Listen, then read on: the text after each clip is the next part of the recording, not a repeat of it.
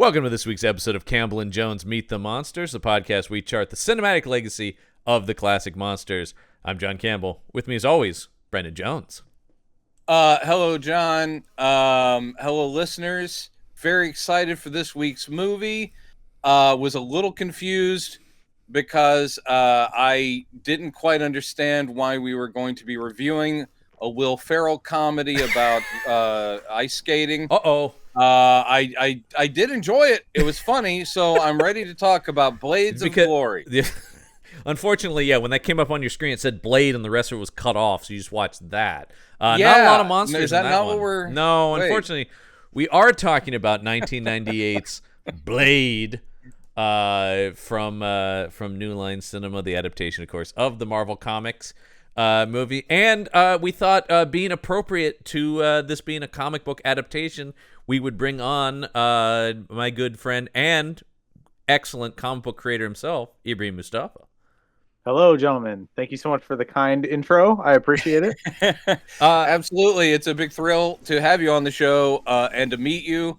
And I have to say, your name, because of the syllables and the musicality, every time I hear your name, I hear it sung to the tune of Little Shop of Horrors. There's actually Ibrahim Moustafa. Ibrahim. Oh my God, it does. Literally, it's been in my head the whole week. Every time I hear your name. There's actually a song by Queen called Mustafa, and it's about a Greco-Roman wrestler from Egypt named Mustafa Ibrahim. So you can actually hear Freddie Mercury belting out my name in a different order. All right, that's pretty cool. I think that's pretty cool. There's no It's Brendan Jones incredible. song. Yeah. I've never heard of a Brendan song, and I'm sitting there going, "Come on, guys, work a little harder." Yeah, but you can find your name on a novelty keychain in a gas station in America. Well, okay. I will say this: you can now, thanks to Brendan Fraser. But when I was a kid in the '70s, it was all Brandon. Oh, there were so many Brents and so many Brandons, and I'm like, "Fuck you!" There was never a novelty keychain. It's the Simpsons joke where you can't find Bart, but he finds Bort. He can find Bort. Anyway, pleasure to have you, sir. Yes, Ibrahim joining us Pleasure for the to first time. Kind of had to pick this one, man, because I do know, like myself, you are a big fan of this movie. And we'll just get this plug out of the way up front. We'll mention it at the end as well. But your YouTube channel where you make custom action figures, one of my favorites you've done is Wesley Snipes as Blade with his car. Yes, thank you. I love Blade. I love the Blade movies, the first two, anyway. And that's all anybody's talking about, right? When they're talking about Blade movies. Yeah, and a big centerpiece in my action figure collection is vehicles, and like iconic vehicles and the characters that drive them. And so I definitely had to have Blade's Dodge Charger in there. And for those of you guys who haven't seen, well, I mean, obviously, first things first, if you guys haven't seen Ibrahim's art, look him up. Comics Vine, I think, is a good start. Like if you just wanted to look him up by name and see a list of all of his stuff, it's amazing. What surprised me meeting you, Ibrahim, through John, was John constantly pulling up his phone, not to show me your comics art, which I've seen, but wanting to show me this is a sideline for you. That's insane. It's a sideline that you put so much work into, customizing these figures and the vehicles, and then making dioramas, making actual sets for them. Blows my mind. And I'm like, where do you find the time to do that? Thanks, man. I gotta take it wherever I can find it, pretty much. A half hour here, an hour there. It's something that, drawing was my hobby before it became my job, and then once that happens, like, what are you gonna do to relax or decompress anymore, right? And I'm unfortunately hardwired to where I just need to be doing something productive all the time. Like it's very hard for me to even just like chill out and watch a TV show or something. Yeah. So the custom action figure thing, it all started because there were stuff that I wanted, represented in a physical form that just didn't exist. So I started doing it, and then now I've got a YouTube channel for it, and it's a lot of fun, man. I really look forward to every moment I get to do it. You've done some amazing stuff, and there's things that I'm gonna pitch you later that I want to see you do. That is the thing I'm wondering, Ibrahim, is it ever just going through your mind going, what about this? Constantly. Yeah, it's gotta be. Yeah, it's always I could watch something and then I think, oh, I might have a recipe to make that in my head. Well, I try to stick to stuff that I love that's important to me. Well, I think that's key. You're not just doing it to do it. It does generally come out, and that can tell. It's I remember talking to let me just keep dropping names of comic book people if you're into that, but talking to Ben Dewey about that at a convention once, and him going, the prints I make are the stuff I love. He goes, I could sell more of a Deadpool, but I don't give a shit, right? Like, sort of that thing where it's like, and he goes, and you'd be able to tell in the art that I don't really care. I'm just doing this because it's popular. Meanwhile, he's doing beautiful penciling renders of Star Trek characters and stuff. Ben is he's so good and such a nice guy too. Yes. Definitely check out his stuff. Yes, Ben is an amazing guy as well. But so yes, your Blade, and there have been Blade figures over the years, and actually this is not where I expected to start, but I did have the action figures from this movie.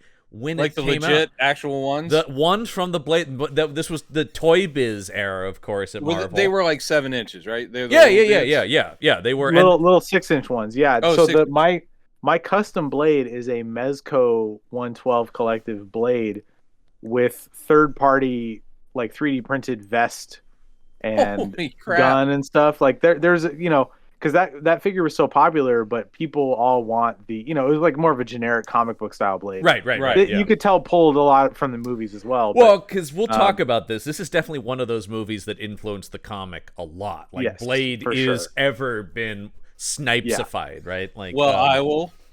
I know. Yeah, but Mr. Comics purist Brendan Jones will have notes on that. Well, I'm also the old guy, so Blade, you're still going. If he doesn't have the ski goggles and a bandolier of wooden daggers, I'm a little upset. I get a little upset. If he doesn't have a fro, I'm a little upset. Oh man, but he just looked too fucking cool in this movie not to. Oh no, you're absolutely correct. You're absolutely correct. But yeah, that's the thing where when we talk nitpicks, I do like when they go full on. This is the representation, live action of the idealized version of the character. I love that. But I understand too, it's like, well, unless they were going to do a 70s period piece, which would have been cool if they had done Blade as a 70s blaxploitation thing. Yeah, but it would have been awesome if he had the classic look. One thing, Blade's quasi-immortal, so they could have done that as one of the trilogy where you go back, or they could have set his origin. Here's the important thing with that though, is that who created Blade? It was like Gene Colan and Marv Wolfman. Marv Wolfman. Yeah. The reason we have the cool version of Blade is because black people got their hands on it. For once. No, you're absolutely right. I mean, and so there, there's no way that like. So, I mean, Wesley Snipes as Blade is the coolest motherfucker who's ever lived. Absolutely. And I wouldn't replace him. It's all about just the aesthetic. And I do like a 70s flashback thing would have been awesome. And then you would have seen that he'd been the Daywalker for a long time instead of in this movie. He's literally the age he normally is. And you're like, oh, well, I like him being around for a long time. That, again, nitpicky, that's the way I go. Oh, but I would not recast it for a second. The guy is absolute icy cool. The show should be called Campbell and Jones Meet the Monsters: Brendan's Nitpicks. But that's just basically what the show.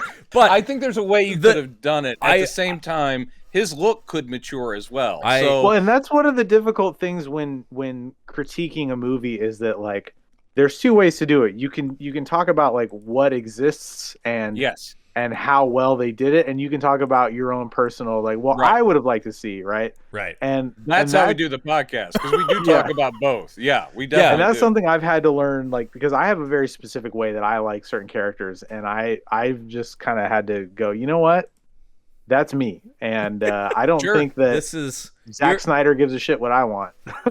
He does not. He does not. This is you fall into the John side of the track then on the Campbell and Jones debate, because I'm always the guy who's going, well, this is somebody's take, and but you can also dislike it. I mean, that's the thing, is that you can it's taking a thing on its own merits, and you go, like, for instance, this Blade is, I remember when it came out and went to go see it, and I was like, well, that's not classic Blade. I love this movie. And it's like, so that's not my take, but it is a good movie. And the thing we'll get into it now, hopefully. But the thing I love about it is, and this was really summed up when I watched it last night, this is not just a good comic book adaptation. This is not just a good vampire film, not just a good action film, not just a good genre picture in general. It's a good movie. Yes. And it's that's I was sitting there going, this is ticking so many boxes that any nitpicks I have, I just shove them away. I mean, I'm glad we got those out of the way first, and now we can just, because one of the things, especially because I feel like we've had, and Ibrahim, you luckily haven't been here for these, a real bad run of movies recently in the 90s. Where what you're talking about is like the basic tool set of making a story is missing, and where you sit there going like, and that can happen in any medium. And in the case you're watching these movies, you're like going, have they seen a movie before? I just flipped through all these pages of my notebook of previous movies we've done to have to go back to, I think From Dusk Till Dawn was the last thing I would put in the good column we've watched. But keep in mind, in this run, we watched another comic book adaptation, which was that Vampirella movie. And that was unwatchable. So here's the thing, even though Talisa Soto's in it, I know, even though Talisa Soto's in it, and you better believe, Ibrahim, I brought up the Bond connection, of course, because you have to. Yeah, because and listeners of other shows Ibrahim and I have been on together will know. Oh shit, somebody said Bond. They're not going to talk about Blade at all. No, we are. No, we're being good. We're being good. Anytime we've hung out with you and I and Mike Gergani, it's like, oh shit, somebody said something that led them to James Bond. They'll go all day. He doesn't even want to talk about like the word Bond is in like a familial relationship or anything. He goes, I just me and her have a really solid bond. And we're like, it's funny you should mention that, because his estate in Jamaica is called. Okay, he's like, fuck, get out of here. Like, how the hell did they get to the spy who loved me? And we're just like, well, the thing is, if you go to so no, let's try to avoid that. But no, let's talk about Blade because. Man, this came out in 1998, and Brandon, you said you saw this in the theater. Ibrahim, did you see this in the theater? I can't remember, honestly. I know I saw Blade 2 in the theater, but I was 13 when this movie came out, so I probably saw it on video when it hit VHS. Because this is I'm similar. I know I didn't see this in the theater. I definitely went and saw Blade 2 in the theater. But I remember the day I saw Blade 2 in the theater. I remember which theater. I remember who was with me. All that stuff. Yeah, man. Similar. It was like that was a real like, holy shit, this movie. Yeah. But I think Blade on VHS was one of the first movies I bought myself. Yeah. There you go. Same here. Yeah, at the Blockbuster Video down the street from me growing up. Yeah, I walked down there. I had my $9.99, and I was like, one copy of Blade, please. Boy, that's nice. Here, what I love is previously viewed in the terrible Blockbuster. I bought that one new. That one was new. Yeah. Nice. Okay, because it's interesting. Because I remember buying a lot of stuff from Blockbuster, but this is. I'm glad you said that, because I was going to talk about how I bought Blade, which is as 90s as that. Maybe more so. I bought, because I was a fucking nerd, a widescreen VHS copy. I was like, oh, I need this in letterbox at a Suncoast Video. There you go. Dude. Yeah, man. I thought you were going to say you got it as one of those, like, remember when McDonald's or Burger King? Oh, God, yeah. You would get your meal there, and because you bought food there, you could get a copy of a movie for like $5.99. We bought a lot of movies that way. We would go, let's go to McDonald's and also bring home a copy of Dances with Wolves. That's the one I remember my dad. An R-rated. No, it wasn't that. But the ones that by the way, hats off to New Line for saying, let's not pussify this movie. Let's not PG-13 it. I think this being New Line is key, because they were, and they've changed a little bit, but still, they were a genre company. They were the home of Freddy Krueger and stuff like that. So I think the fact that this was made by a company that was making horror movies, and this was also a time when Marvel was whatever. I mean, aside, if you weren't toys or an animated series, there wasn't like a lot of money running around this kind of stuff, so you could get this made, and this came out not as like Marvel's Blade. It was just this was presented as a new action film starring Wesley Snipes and executive produced by Stan Lee. And I I love his. And he was cut out. Did you see? He did shoot a cameo that they cut out. Oh, I did not know He that. apparently shot a cameo as a cop who finds all the bodies, and the beginning scene is like, oh boy. Because I will say I'm a so lot glad of they cut that out. a lot of Yeah, beat that cops would've- are beat cops well into their 70s. Yes. Oh, jeez. Look at all this vampire. You know. Yeah, I do feel like That's not tomato sauce. I Well, like. oh, what is that? Oh, that's Well, nasty. That and- blood and and certainly. We're gonna need a cleanup on aisle 7. And then he looks right at the camera. Hey. I'm sure us knowing what a ham Stan Lee was, I'm sure he filmed all of that. He's like, Yeah. I'm gonna give you guys options. Yeah. You know. There's always some mother trucker trying to roller skate up a escalator. Wesley. You can use that one, Yeah. Wesley. Hey, I Wesley, gave that to I you wrote for some free. lines for you here. I hope you don't mind. I came up with a little Well, inspiration. The Stan Lee cameos and stuff that Stan Lee has nothing to do with, like Stan Lee showing up in the Deadpool movie. I mean, that's fine, but whatever. But it's like, does it really matter? I don't know. No, when it's he's in just like the that- more R-rated ones, it's a little bit like, okay, sure. I want Yeah. Stanley ripping out someone's throat in that club. I will That's what say, wanna see. if they had made him a vampire, that would have been that If they he would have had had to been in that crowd, Nom, I nom, would nom. have fucking died. chomp chomp. I'm Just gonna drink Tracy your blood. Lord just walking by Stanley, sucking the blood out of some prostitute's neck. That's good stuff. Play some acid house. Where is my glow stick and the foam? But I I'm think waiting on the foam. I think a lot of things converge to make this movie exist. New Line Cinema looking for horror properties. And at this time, man, I was the biggest Wesley Snipes fan. I loved this guy, still love this guy. Oh, I mean, He was Passenger 57. Passenger 57, man. Demolition Man. Oh my God, we Listman and I did a rewatch for the patrons of Demolition Man, and I don't think Listman had seen it, and he just goes, "This movie's amazing." Yeah. I don't know I why that always thing loved, is so underrated. I love I don't so remember if good, it and came he's out before or amazing. after Blade, but Rising Sun. with Yeah, that Sean was Connery. before. that Him one's hard. That one's a hard. and hard Connery, road. man. Well, Come I know it's and what a dream pairing, but that movie, you're like, Jesus. I Doi Tashimashite. I could watch Sean Connery speak Japanese forever, man. Every time I just love the idea of let's get the one cop on the force who knows more about Japanese culture than anyone. This giant Scottish man. This giant Scottish man who Yo, bro. once had his eyelids taped back and walked around. God, okay, now with his shoulders stooped. all right, Brendan. Now Oh. who's doing it? Now who's bringing up? I Bond? know, but you bring up Connery, in, Connery in Japan, Japan, and you can't not not think of You Only Live You Only Live Twice. Twice, Come yes. on. But here's the thing that I think this is so interesting because Blade so defines Wesley Snipes was already a movie star, but I feel like this really became his signature role, right? I mean, I do love Passenger 57, all the other ones we mentioned, but like Blade was just like, yes, this is like a perfect merging of actor and part. But this was what I want to say about what's interesting is this was kind of his consolation because he really wanted to do Black Panther. He spent years trying to play Black Panther. And then when that didn't happen, somebody's like, what about Blade? And he's like, what the hell's that? Oh, he didn't even know? No, that's what he said. It's like because I will say, even being like a comics kid, I wasn't like crazy familiar with Blade when this came out. He even to this day has only sporadically had series at Marvel.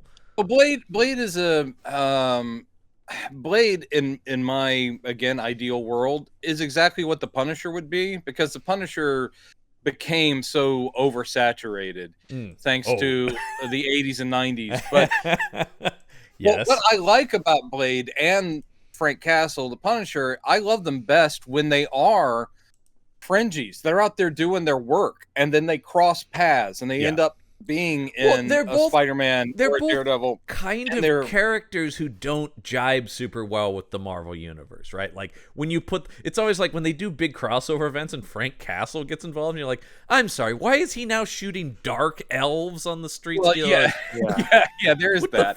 But I, as a Dracula fan and read every comic that had Dracula in it, I loved Blade best as being like this. He is the the man with no name of the Marvel Supernatural verse. Well- He's wandering around doing his work, and every now and then Doctor Strange or somebody goes, I need specialists in supernatural stuff. And so then they do the Midnight Suns thing where it's like, okay, Yeah. here's Ghost Rider, Blade, here's Son of Satan. It's these people that aren't A-list characters but are awesome.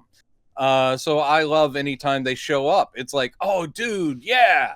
Now, as far as there have been really good Blade series, but it's the same thing with Black Panther. Black Panther did not have an ongoing forever. You know, it's like they're great runs. He comes in, he does something amazing. I mean, Christopher Priest was kind of the first guy to Priest really run. like figure out how to pitch that character in a major ongoing way. Yeah, and of I course, think what's interesting too is that like a lot of people have a different entry point for the character of Blade. Like Brandon, obviously, like yours was the comics.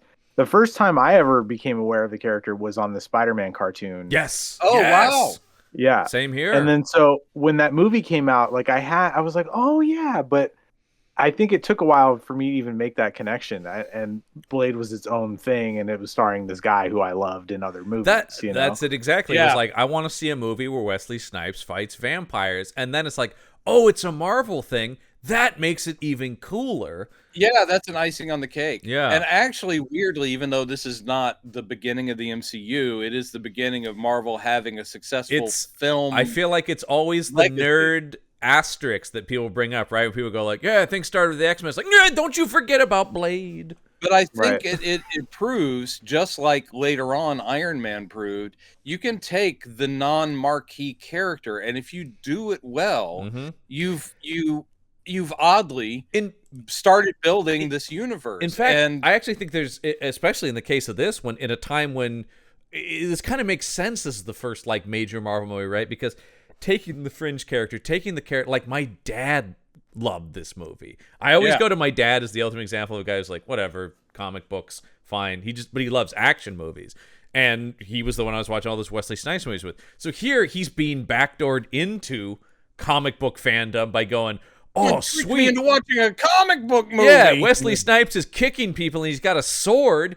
Oh, and it's based on the comic books that John keeps yakking about. We have to get into the movie itself. We do have to because get when into you the say movie. Stuff like that, all I can say is, when are we going to talk about the silver tripwire that slices a guy's head off? Well, I do want to talk about the poster real quick because I think the poster is also indicative of the time because it's pretty boring. Well, it's real utilitarian. And it is exactly what we're talking about. It's basically just going, you guys like Wesley Snipes? You want to see him kick some ass? All You right. want to see him with a katana? And I'm like, and you know, the little kid me was going, yes, please, all day. Yeah.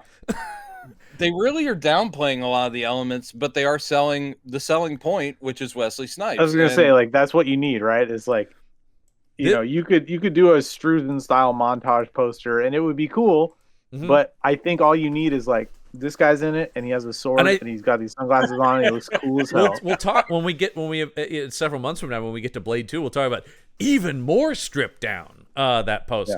Yeah, that's true. But I do like the tagline though. The power of an immortal, the soul of a human, the heart of a hero.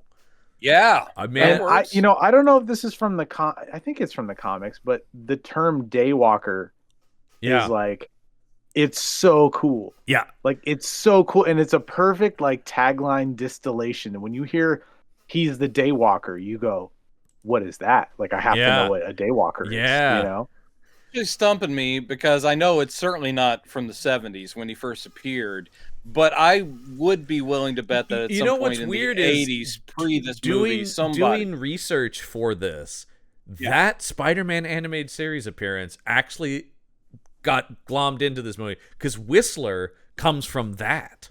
Yeah, Whistler's does not he from- really? Yeah, Whistler was created for the animated series because he has a different mentor in the comics originally.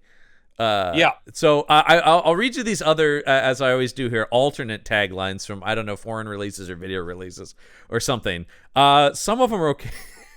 One of the taglines listed here is just Vampire Hunter. Are you kidding me? Yeah, that's what Vampire Hunter. Wow. And then that guy said, "Sorry guys, my daughter's got a thing at school. I have to check out early." He's a vampire But he hunter, and I submitted don't that, have time to. And he did a half day. It's does the have to real like- Don Draper on that one. Huh? Yeah, he it's got paid for that. the Gaffigan Hot Pockets jingle thing. It was like Vampire Hunter. I don't know. And then I like somebody took that first tagline that's on the poster and is like, no, that's too complicated. So part man, part vampire, all hero. Just God taking the damn. That RoboCop. sucks. Yeah, that's terrible. I'm amazed that there are people that got paid. I feel for like those. every week on the show when we read these taglines, that is the case where we go, somebody got paid to come up with that. Someone got paid to come. How about up. this? Here's somebody got cheeky with this one. Have you given blood lately? Oh, I like that. That one's That's okay. pretty good. Or how about sometimes it takes one to kill one? Yeah, that's okay. And then I like this one. Against an army of immortals, one warrior must draw first blood. Yeah. That's the canon movie Yeah, tagline, most I of them feel are like. rough. Yeah. Yeah. They're all very 1998, and like we talked about the poster, because this is also it's so weird in today's world to think about, like, this was sold as a movie star vehicle. Today it is IPs. It is sort of the thing. Quentin Tarantino's not completely wrong when he's saying the characters are what sell the movies more. It doesn't. Oh, that's 100% the deal now. I mean, look what The Rock was trying to do with Black Adam. I mean, Yeah. he's trying to make it a Dwayne Johnson thing and not Black Adam, right? And Like, people and kind you of know, went, he's out here saying the hierarchy of the DC universe or the power of the DC universe is going to change, and Yeah. Warner Brothers Discovery was probably like, no, it's not, dude. No, Because that seemed a little meta. man, you know what I mean? Like, we're already sweeping the shit under the rug over here at Warner Brothers. So yeah.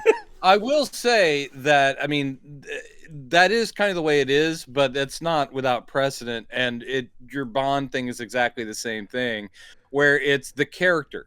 Yeah. And the recasting of it is part of sort of the weird thrill of being a Bond fan. Who's our next Bond? We're It's in the almost middle of like it the right second now. They announce one, you're imagining, well, I hope that these movies will be good, but I wonder who the next one will be.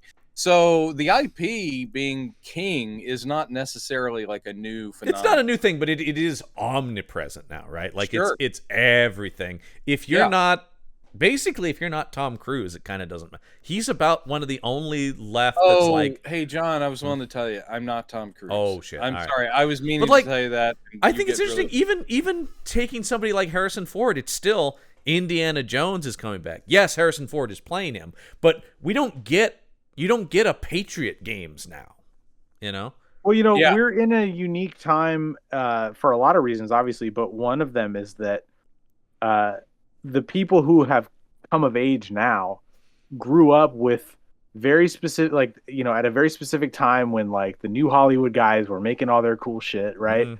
It was the first time, like, there was something to be nostalgic about as a franchise, right? Like, Yeah. you don't have 80-year-old people going like, oh, the new North by Northwest sequel is coming out. You know what I mean? Right. But when you have an Indiana Jones or a Star Wars or what, like, so, you know, there's such a push for that stuff, not only because it makes a ton of fucking money, but also because the marketing is almost free, right? Right. You just have to put the name on it, and Yeah. you know.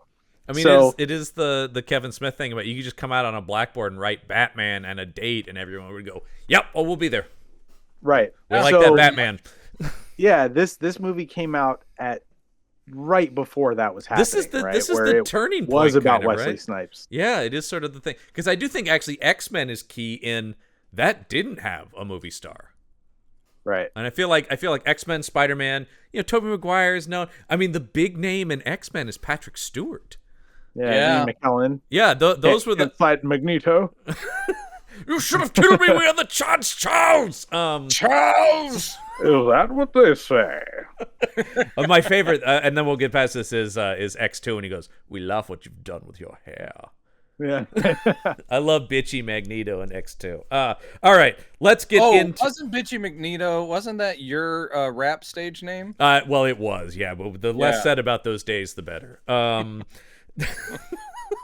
Bitchy Magneto. Bitchy Magneto on the mic. All right, here we go. Oh, so we opened this movie in 1967. And a woman being rushed into the ER with, as we of course will recognize them, vampire bites. Like it almost incorporates this anime aesthetic to it, where Wesley Snipes, like Blade, will do a thing where he'll slice something. He throws his little S-shaped, Oh my God. What? shuriken boomerang thing, and it'll like go cut through a bunch of people, and then he just catches it, right? Like, that is the thing about this movie that was just, it's interesting because there's a lot about this movie that's very 1998, yet it doesn't feel like, oh God, when you watch it, oh boy. Not until you see some of the CG. Well, and I think some of that anime as, aesthetic I'm talking about though too is born out of like samurai movies, right? Where yes. Totally. Somebody will make a slash, like a killing blow, and then they just hold that pose, and then the guy slides apart. A very formalized and stylized thing. There was Norrington really knocks this thing out of the park. Like every choice he's making is thought through. Which is doesn't all work, but he is swinging for the fences. It's a huge bummer that he just immediately destroys his career after this. Yeah, but the shot, for instance, that goes to your point, Ibrahim. There's that thing where his katana is stuck in the wall, and it's during the climactic fight, and he looks over at it.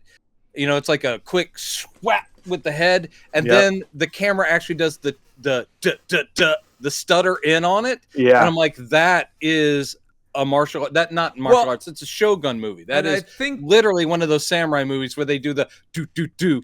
And you're like, oh my God, he just studied that. He's like, yeah, that's got to be in there. According to the trivia I have here, because Stephen Norton, by the way, he makes this, then he makes League of Extraordinary Gentlemen, and he's never directed again because you don't get to make a movie after you make League of Extraordinary Gentlemen. That movie gets a bad rap. It's fun. Oh, you are it's a fun kind. movie. You're so kind. I mean, look, I don't care for Shane West. Is that his name? Yeah, Shane West. Yeah. He's not great in that movie, but that movie's fun. We just watched it recently, a little group chat I have, and we were all loving it. Jekyll and Hyde stuff is great. Captain Nemo is awesome. Captain Nemo is awesome. There are a couple things. I mean, yes, there is some good moments in it. It does not work as a film. Love Connery, obviously, all day, every day. He's the greatest. James Robinson, that's what blows me away. One of my favorite comics writers, James Robinson. That was his first paid screenplay gig. And I'm like, talk about just, again, fucking your career up right out of the gate. But I know a lot of the changes were things he was forced to do. Yeah. Where they're like going, yeah, we can't use Fu Manchu, legal problems. So I'll come up with a Phantom. All right, let's do this. And we need an American in there. So Tom Sawyer. Excuse me, sirs. I believe Tom Sawyer would have been as old or slightly younger than Quatermain if you were doing it legitly. All right, he would not be a guy in his 20s. Yeah. I think there's actually a whole podcast where that's literally stuff that they. No, it's one of those things where it's unfortunate that I think Norrington probably could have made some good stuff, but he took all the brunt of that. And also that was it for Connery's acting career too. He retired after that. Yep, which is a bummer. I know. But he did Blade first. Norrington did. He did do Blade, although it's interesting that a lot of the style of this movie is credited to star and producer Wesley Snipes. Obviously Norrington is the one directing it, but a lot of the kung fu influence and things like that is coming from a guy who, it's one of those things where you're like, oh really? Wesley Snipes wanted to include more kung fu? Nothing about his career would indicate that he would want to do more of that. But he was like, he said when somebody did eventually hand him the Blade comics, he was like, oh my God, this is perfect. I want to be a superhero, but I can infuse blaxploitation and kung fu into this. Well, you can tell. Yeah, there's so many elements of this movie that make it like, a quote unquote black film, right? Sure. Like there are just little cultural touchstones in it that didn't come from a Stephen Norrington, or David Goyer, yeah, I mean, like the bit where he goes to the guy where he brings all the watches and shit that he takes from all the vampires, and he trades them in, gets the serum from the guy, and they have that cool like little bro handshake thing. Like, yeah, like that's just such a like a moment that feels so genuine between two people, right? And like, I mean, God, you had Mbouche Wright as the female lead in this movie. And that's a Wesley thing. It says here in the trivia that it was originally written to be a white woman, and Wesley's like, no, you got to make her a black woman. Yeah, and she's a hematologist. Like she's Yeah. Why didn't she take off more? I don't know. I really like her. I've always wondered that. She's absolutely very stunning, good. and she's great in this movie. And actually, the actress who plays his mom, and she does get like a real showcase scene. Sanaa Lathan, who did go Sanaa on. Lathan, she's big time. She's gone on to do stuff. She was just on Succession, and was great on there. I love her. So yeah, I think that was a big a big influence and Wesley that was one of the things that as a kid he stood out from the other guys, not just due to a whole bunch of stuff, but the fact that he was the black action star and he knew kung fu and he was funny. That was the thing that was he was more interesting than, as much as I love your Stallones and Van Dammes and stuff, I was always most drawn to Wesley because I'm like, this guy, and something we've talked about before, Brendan, he's a good fucking actor too. Like he's a very good actor. He genuinely plays different parts in movies. Like it's not always just like he's not a Schwarzenegger type where it's like, okay, he's going to be the same guy and everything. Because this is he still has some of the humor, but he's much more dark and stoic than he is in something like Pastor 57. That's the only thing I missed, but it does stand out. There's like 2 or 3 moments in the movie where some of his eccentric charm, which is a way of putting it. I mean, because this movie called upon him to be serious and icy cool. Like he is cool all the way through. But there's a couple moments where Blade is somewhat funny, or there's a little like a good take, and I was welcoming those because I love that about Wesley's persona that he brings to some of his movies. This was the first one that I saw where of him where he was called upon to just be stoic, and he does it. Yeah. But it made me miss a little bit of the charm that he usually brings and the humor. So those little glimpses, like the last line of the movie, it's like those little glimpses. I'm like, yes, thank you. One of my favorite moments in that movie, and probably in any movie, is when I think it's the cop who's a familiar. He goes, "They'll kill me," and he goes, "Motherfucker, I'll kill you." Like, The other moment I love is when he's in the morgue and Donald Logue's running around all burned up, and they shoot the cops shoot Wesley, and he goes, "Are you crazy, motherfucker?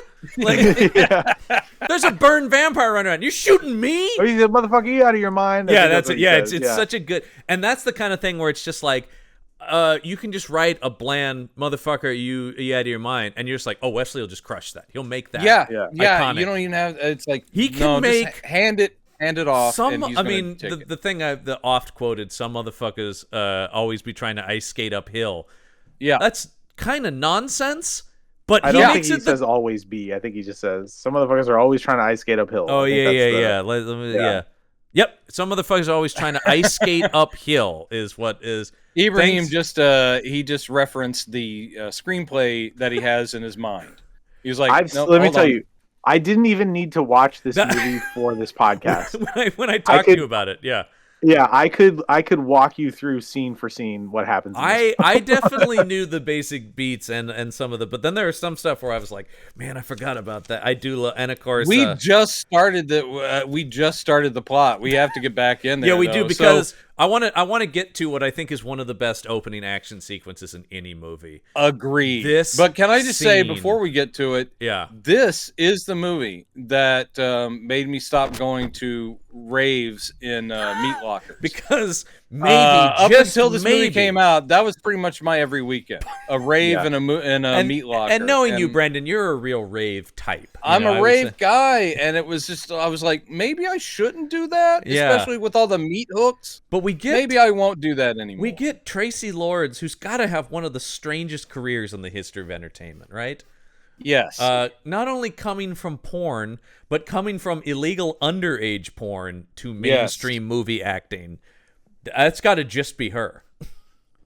I can't think of a similar trajectory. No. Yeah. Let me check my notes on. Let me see here.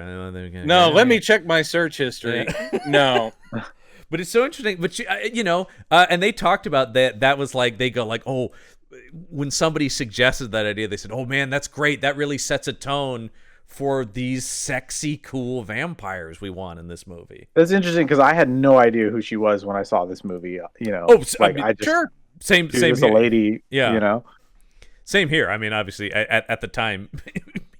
I think aesthetically, I mean, they're really announcing a lot in this movie about what this world is, which is contemporary, but also there's a little bit of stylishness and heightenedness to it.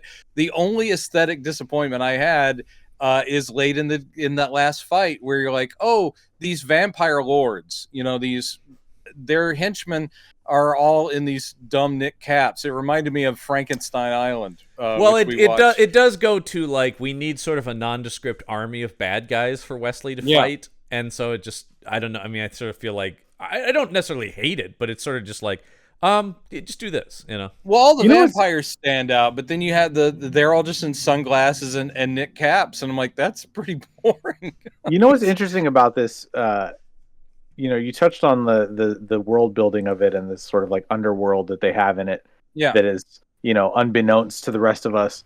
If you juxtapose this against John Wick's underworld, right? Mm-hmm. Yeah. It's interesting because the one in John Wick gets so cartoonish. Yeah. And is kind of cartoonish at the outset. I mean, I think it's more so in the second and third, obviously, but even in the first movie, it was a little bit like, whoa, the tone just shifted quite a bit here.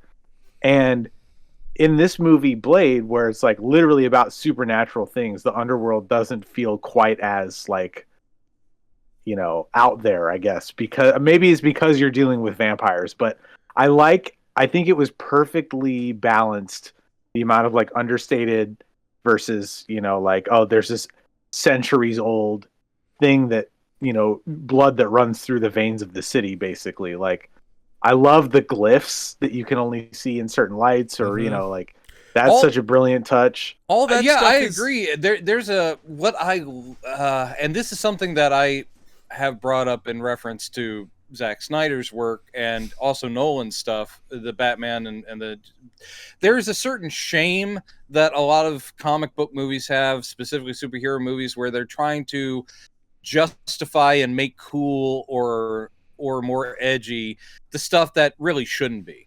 And the thing I like about Blade is it does seem almost, if you took vampires out of it, it's like a gang war movie in a city. And so you're buying all of this, and it does sell that world. And then when you encounter something completely supernatural or weird, like the character of Pearl, like the enormous leech, like vampire communications intelligence thing, that you just go, whoa, but you never go, well, that's it, this is a dumb movie. No, you sit there, you just sit there going like, fuck, I just got shown something that's been hidden all the time. The levels all work together. The script is so good at descending into this underworld, right? It doesn't, it starts, and the other thing that's the 1998 of it is actually pretty perfect, because it's like, oh yeah, vampires kind of could be out in the open in this goth rave. I mean, that is the whole point with this. Is it also worked with Buffy, the same thing. It's exactly. Like the timing was good for vampires. Yeah, it's interesting because like I don't, I've never looked at it like they're ashamed of this stuff. I've always looked at it like they're trying to make it believable to the general audience by grounding it. And in some ways, Blade had a larger gap to clear to do that, right? But in other ways, like, it's so simple. I mean, they just, like you said, it's a gang war, and they literally just use elements that we all recognize. Yes, and that becomes the sort of I love when you get to the you get to the elder vampires, and they're just like a bunch of white dudes in suits in a boardroom. They're like CEOs. No, they're actually ethnically diverse, but they're all in these sweet suits. Well, they're all pale as fuck, at least. Even the African gentleman. Yeah, that was actually another thing, and I bet that had a lot to do with Wesley Snipes too. But they were probably also trying to represent. Well, it's supposed to be like a world conglomerate, right? So like the Chinese, UN of vampires. The UN of vampires. You've got a Chinese guy with really cool facial hair. You've got the dreadlocks. Cool. Yeah. So but I love a nerdy thing. We talked about this when we did modern vampires. Udo Kier. It's like, of course, Udo Kier, great character actor. Udo Kier, but this is a much better vampire movie than modern vampires. Yeah, he was Andy Warhol's Dracula, so just including him as the leader of the vampire. Well, the guy just reads vampire, And and all the clever stuff about the snobbery of pure blood vampires versus I love that. half-blood. I love that so much. that's Yeah, great, man. because I got to say another thing, and this isn't always the case, but Steven Dorff is so fucking good in this movie, man. And Dorff is a that's guy. something I'd forgotten as well. Is Dorff how is a good guy he is. who can be really good.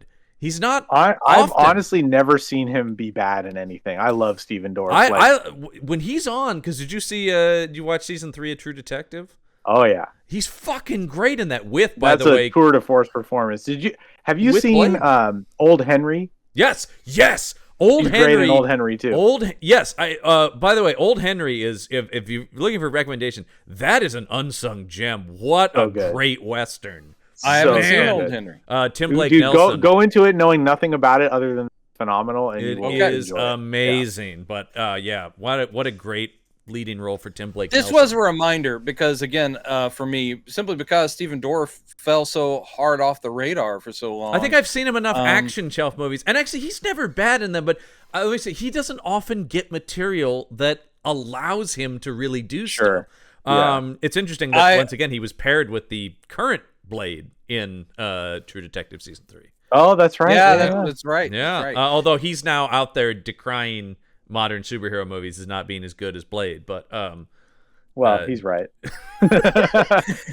Dorff is going. They've I love never modern made. superhero movies to a large extent, so I have nothing against them. But But, Dorff- yeah, I Well, mean, I this was think a high Blade watermark. This is a high watermark, and it could have launched an MCU, even though it's such an Well, and outlier actually, I of do. a character. Watching it again in today's context, I'm going like, it didn't launch an MCU, but I am going. They are still cribbing things from this. This Well, did the kind thing of. is that they're dealing with it just like my friend Chad and I talk about 78, Superman 78.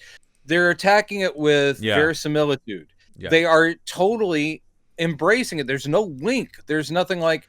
They're not camping it up. There's some crazy action beats in this, so you're like going, well, that's really stylized. But still, Well, you kind of at the end of the day, they're taking this material dead seriously, and they've thought it all out. The thing with the superhero movies, it is like 78 Superman, 89 Batman, this first Blade, Raimi Spider-Man. Those kind of became like pillars, and you can see where each one of those feeds into the DNA of everything we have now in all these superhero movies. But like, every few years, they were just nailing one here and there, you know? Yeah. And I kind of hate that, quite honestly, because like those movies they're great movies, but they're of a time, and I feel like the studios have kind of like hamstrung themselves by going, that's the thing, because they that's a thing that they do, because the executives and the people in charge, they don't understand this material on their own.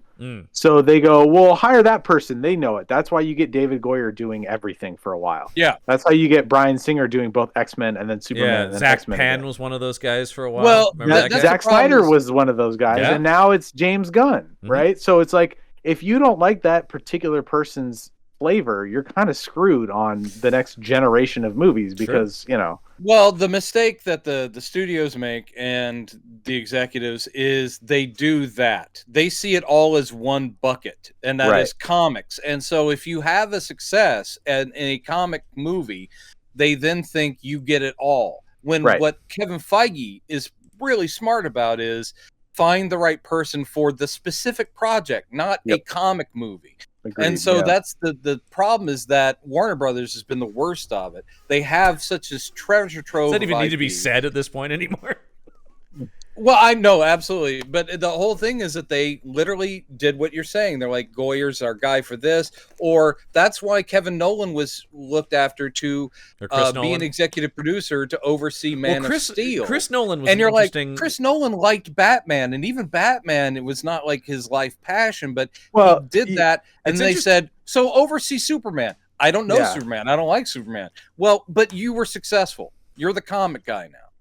And I'll get Zack Snyder to do it. Well, Zack 'Cause Snyder he's was another- to Nolan's credit, he did say you can't have Superman kill the guy. Yeah. He did it anyway. But who said they could? David Goyer. Yeah. Yep. Yeah. Because it is interesting. There just sort of is But like, got listen, it. he was really sad about having to do it, man. He was so sad. He cried. He cried for Zod. Is that what he said? No. I mean, that's me. That's what he does in the movie. Superman crawl. Gotcha. Yeah, I thought you Superman, meant yeah. David Goyer was like, man, I hate to have. Oh to yeah, do no, this." but, I don't want to He's have at to his write this keyboard. scene, but then he snaps his neck Yeah. and cries. Fuck that movie. Anyway, all sorry. right. Jesus. Back to Blade, a Boy. movie I enjoyed. Yeah, we're still on this first scene, but I just love of course the iconic this becomes iconic, right? The Well, this blood. is actually the second scene. First scene is Yes, the birth of Blade. this is true. And the mother dies. But we Does get she? the blood raining from the sprinklers, which is awesome. And then Oh man, the what an moment awesome though when opening. the crowd parts and he's just standing there, and you talk about they're throwing around Daywalker, but people are going, "Oh, it's him! Oh shit!" And you're just like, "Oh!" All of a sudden, you were like, "Oh fuck, this guy's gonna get killed by all these vampires," and now all the vampires are scared of that guy. And the best part of that is that everything in this place is covered in blood, and he is completely untouched by it. Yeah. I love it. It's so good. I love that, except for it does call attention to itself because when he runs into like the lit kitchen or whatever after he's pretty much laid everybody to waste. No, it's not a kitchen. It's that big tomb thing. But you're like, well, when he showed up, obviously he's going to be spotless. He literally just walked through an ocean of bloody, sticky vampires. But that's that. How does he comic- not get any that's on that- Bro, him? That's the That's comic how book cool thing. he is, though. That's what I'm saying. You That can't is touch him. The man is Teflon. I know. that is the thing. Another question is, that's did great the about it. vampires set up this whole thing, their big rave, for that one mortal dude? It's I was like, unclear. I No, thought it they're would be biting- multiple aren't they- mortals aren't in they there that were biting- going to they're be. biting other people, aren't they? It really makes it look from That this guy scene, lives. like We that, follow that that was guy. the one mortal guy that was there as I their think it's like just because snack. he's our POV character. I think it could be because I he's think- our POV character. Yeah, I think they just focus on him. I think you do see people getting bitten and stuff like that. We just sort of follow that guy. And by the way, that guy is Kenny Johnson from The Shield, one of my all-time favorite TV Lemmy. shows. Lemmy, man. Oh man, I stopped watching that show when they killed him. I was like, I'm not doing this dude. anymore. That was rough. That like when I Lemmy, stopped watching Walking Dead after they killed Glenn. yeah. Very Very I don't want to watch very this anymore. similar because Lem was sort of the heart of the show, kind of like Glenn, right? Like even for being a crooked cop, Lem was somehow the innocent of that group. Yeah. Well, he didn't get bitten because Blade walks in and just man, when scythes he- through every everybody. boy, and it's badass. We've talked about my love of monster killing weapons, and this movie is just a fucking smorgasbord of awesome weapons. The gun and the rifle that look like something that like Eric Larson or Rob Liefeld would have drawn in the 90s, where they're really big square rectangle shapes instead of like a round barrel. They're doing the pretty badass. They're doing the thing I love about the Star Wars gun designs too, where they're taking real guns and then they're building stuff on Modifying, top yeah. of them. So it's like he's got like a Mac 10, but it's got a way cooler barrel than anything. You know, they've comic bookified it. You know. Yep. Yeah. And that's way cooler. I always like one of the reasons I collect like science fiction weaponry, like replicas, or I love old guns is today's like like there's nothing cool about a Glock. It just doesn't look cool. So so there's something cool about this. And then he's got this shotgun that also has silver stakes on it. And man, Wesley Snipes' shotgun acting is incredible. Oh, Every man. time he spins it and like drops on the ground and a guy's head hits the barrel of it and he blows him away. Dude, it is just the cool. And also, and the CG here I think the CG in the movie is pretty good. Is pretty good until it becomes the focus. I think that's when the CG falls apart. That Raiders of the Lost Ark rip-off scene at the end is horrible. Although, Ibrahim, you probably have. Have you seen the alternate version of it that's even worse? Where it's the tornado of blood with Steven Dorff's head. Oh my God! I don't think I have seen that. It's on No. it's on the Blu-ray.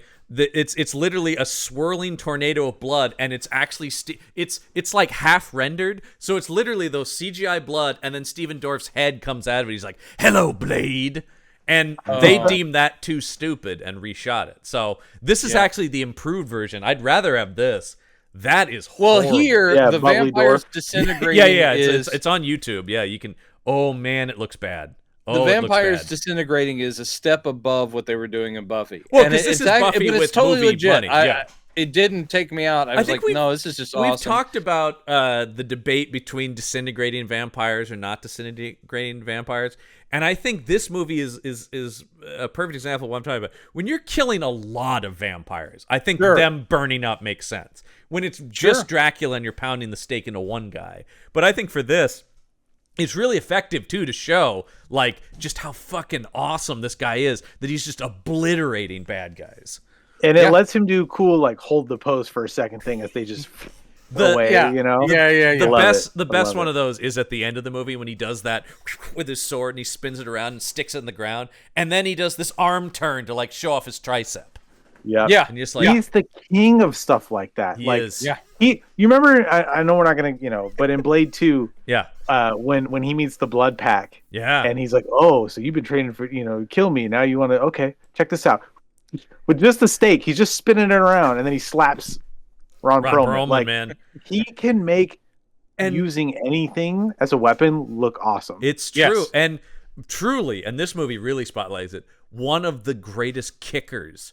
Like, how he kicks. Oh, yeah, because it looks like it looks like he's making contact. It does. Well, because there's a weight and momentum to his kicks that looks like he is actually He's an American movie star who really, really studied Hong Kong action. Really. Here's the thing about Wesley Snipes. Like, because, first of all, it's absolutely incredible that a black man of his complexion, no less. Yeah. Yes. Became such a star at the time that he did, right? Like, not only that, but he transcended, like, not just acting, and stuff like White Men Can't Jump, etc. Yeah. But, like, became known as an actual, like, legitimate martial arts star, right? Yes. Yeah. On top of that, like, he has better, like, spatial self-awareness and, like, awareness of how to move and use his body probably than just about anyone you'd see in any Western film, right? Like, unquestionably, he knows what looks cool. He knows how to move his arm or kick his leg or do this little twitch just to sell that beat so well. Like, that wasn't no Stephen Norrington out here. Well, and I think now, Wesley, I say, move your tricep just slightly to the right. I don't know if he's British, but Norrington. He is British, actually. Yeah, okay. So of course. But I think that's why there's some tension on this set a little bit, because I do sort of think when you're directing a Wesley Snipes, it is kind of like, Wesley knows how to make himself look good. He just can't direct the movie necessarily because he's got to focus on all these other things. But I think when it's a Wesley Snipes produced movie, it's like, oh, no, I know how to present myself as a movie star. I kind of don't need you. That's why I think things were better. It's just like Marlene Dietrich. I mean, she knew exactly where the light should go. Yeah, like, she would tell them, like, I'm not directing the movie, but you want me to look beautiful? You put that key light right there. That's my side. It's the Tom Cruise thing as well, right? Like, Tom Cruise and De Palma were about to kill each other in the first Mission Impossible because you've got a guy going, I know exactly what I need to do, and then you've got De Palma, who's also a control freak. And so I think the Guillermo del Toro pairing makes more sense because the stuff Guillermo's interested in is the monster design, is the horror stuff, and then that frees Wesley up to take more of the reins on the martial arts. We're a long way from it, but there is one bit I would be very curious if it's in the script or it was direction or if it was Wesley Snipes, but there's one physical moment in this movie that is such a good choice, and it's shot so well. And it is the quietest moment in the entire movie, and we're not even there yet. But I do want to get a masterful bit of physical acting. So we're not there. So he's kicking tons of ass here, and then this also brings in, the guy who just steals this movie, right? Donald Logue. Man, he's doing what Donald Logue of the '90s did in indie movies, in mainstream movies. He's bringing Donald Logue, and it's a great character. And I would watch him in anything being Donald Logue. I love this dude. This is the thing from the trivia, that this character was only supposed to be in like 2 scenes, and they loved him so much they just kept putting him in scenes. And then he becomes the right-hand man. Well, then they didn't even have stuff written, so they just said Donald just ad-lib stuff. So almost all of his part in this movie is improvised because he wasn't actually supposed to be in those scenes. That's awesome. So awesome. And it's just, he was so good, they're just like, oh, this guy's too good. We got to keep using him. And I think it was a thing where they said they're like, Well, but then he'll die in that scene. No, and you know what? No, he'll come back. He'll come back. Well, it becomes actually a pretty great running gag that he's at least powerful enough to where he has been chopped up by Blade multiple times. When he got that fucked up like mutant hand done, he's going, I grew a new hand, man. Yeah, he's like, oh, look at that. This is my new one. Yeah, all that stuff is great. And he's getting charred. The whole thing is, and I love that Blade even has like, he goes, I'm really tired of chopping you up and seeing you come back. He goes, today I'm just going to set you on fire. He's like, today I'm going to burn you. Let's see how that works. Yeah. He pins him to he's trying to get information, so he doesn't want to kill him immediately because he knows he's high up enough. So he pins him to the tile wall of that abattoir or whatever it is. And he's like, and it's the silver stake kind of things. Ibrahim, is that when he when he pins him, is that when he does the fist pump, which rules? Oh, yeah. Yes! yeah. It's like, God, I love it, man. It's always just, that is that Wesley Snipes thing we keep talking about. It's like, just find little moments. And it keeps Blade from being grim, dark, and boring. He does because, like, to know that he's still at a point where he can celebrate little, like, I've been trying to get that right for a while, or like, you know, it's like I wasn't sure that was gonna. And it's also like, he's not just like, this is my sacred charge. He loves killing suckheads, man. Oh yeah. He loves killing suckheads. Yeah, he's doing what he loves, man. Of course, when he goes, till frost, it's open season on all suckheads. Yeah. Dude, I just, all day, man. I mean, I can't wait to see what Mahershala Ali does with this part. But like a lot of fans, it is sort of like, ooh, you are stepping into big shoes because... Yeah, man, I honestly feel like I don't need it. And I love Mahershala Ali, especially like the way that they kind of teased him in Eternals, which is arguably one of the worst Marvel films. Like, well, we're alongside all this here, other, but, magical, mystical shit, whatever. I'm like, I like when Blade is the thing that's different and he's fighting the vampires. Actually, I agree there because I loved that button only because... I'm sorry. I'm just in a world where, are you kidding me? The Ebon Blade, Black Knight, I'm totally pumped. But having Blade be any part of that, like just his voice I am curious. I'm like, what does Blade have to do with this? It's like, that's not his corner. It's like his corner is fighting suckheads and the Lord of the Undead, Dracula. I do have some confidence in the fact that they got a guy who directed Lovecraft Country to be directing. I'm like, good. Once again, smart, getting a horror guy. And a guy specifically who did something that defined black horror so much, like that show. I'm still sad it didn't come back. Dude, everybody's sad it didn't come back. That show was amazing. Yeah, it was. All right, so we get that. And then we get Donald Logue's burned body taken to the morgue, which is where we meet she's Karen something or other. It just says Karen on IMDb. But she's Dr. Karen. She's a hematologist who has. I do love, another character actor, Tim Guinea here, who's playing just this weaselly, creepy dude. Ex-boyfriend. Who I like. He's a morgue attendant. Who's a creep before he's a vampire. But here's my question: he is a weird. He's just kind of like, hey, why don't we ever get back together again? And hey, check out this weird blood. And he is odd. Yeah. But once he becomes a vampire, why is he British at the end? The accent is, I do like the idea that he gets European for some reason. He got bit by a Brit. Yeah. That's what happened. All of a sudden he's like, it is just so, what a weird choice. He's so like, oh yes, Karen, have you ever thought about us getting back together again? I was like, what the hell happened to you, I always forget that. So when I was watching it this time, and I've seen this movie many times as well, but I'm going like, I thought this was the ex-boy. Oh, it is the ex-boyfriend, but I forgot he does this accent change. But yeah, it is so wonderful being one of the undead. You get a new accent and everything. I love that this movie finds two cool entrances for Blade because Donald Logue pops up, bites. In one of the greatest jump scares in cinema history, agreed. By the way. And it's a good one. Jump scares are, especially we do this monster show, I find them so cheap. I find them like most of the time I'm like, this one really solid, and the makeup's good. The makeup's good, and Burn Guy makeup is really good. It kind of follows. I always thought the great advice of Steven Spielberg, who talks about you can really only do like one in a movie. You get one. He talked, like Jaws has the head coming out of the boat and stuff. He goes once you give them like 1, 2, then they start going, all right, where's the next one? It starts to become they're guarding. It's a roller coaster now, right? Where it's like, where's the next hill? And so I agree. Get one good one in, and this one, is great, and the makeup is awesome. And Donald Lowe. The other thing I love about this, the vampire biting. I am, of course, resident gorehound on the show. But man, when he bites into this guy and blood just explodes out of his neck. Well, that's what I was saying is like, I'm glad this movie didn't pussy out because, just a couple of years before this, well, not a couple of years, almost a decade. I'm drunk. But I mean, you had a PG Punisher from Canon. Yeah. In other words, you don't. Stay tuned for that over in the action shelf, by the way.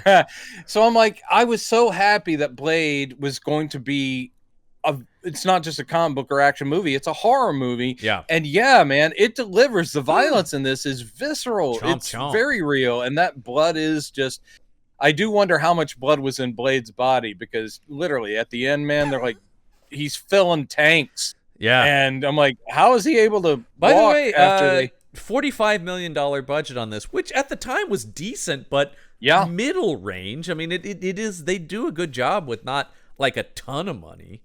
True.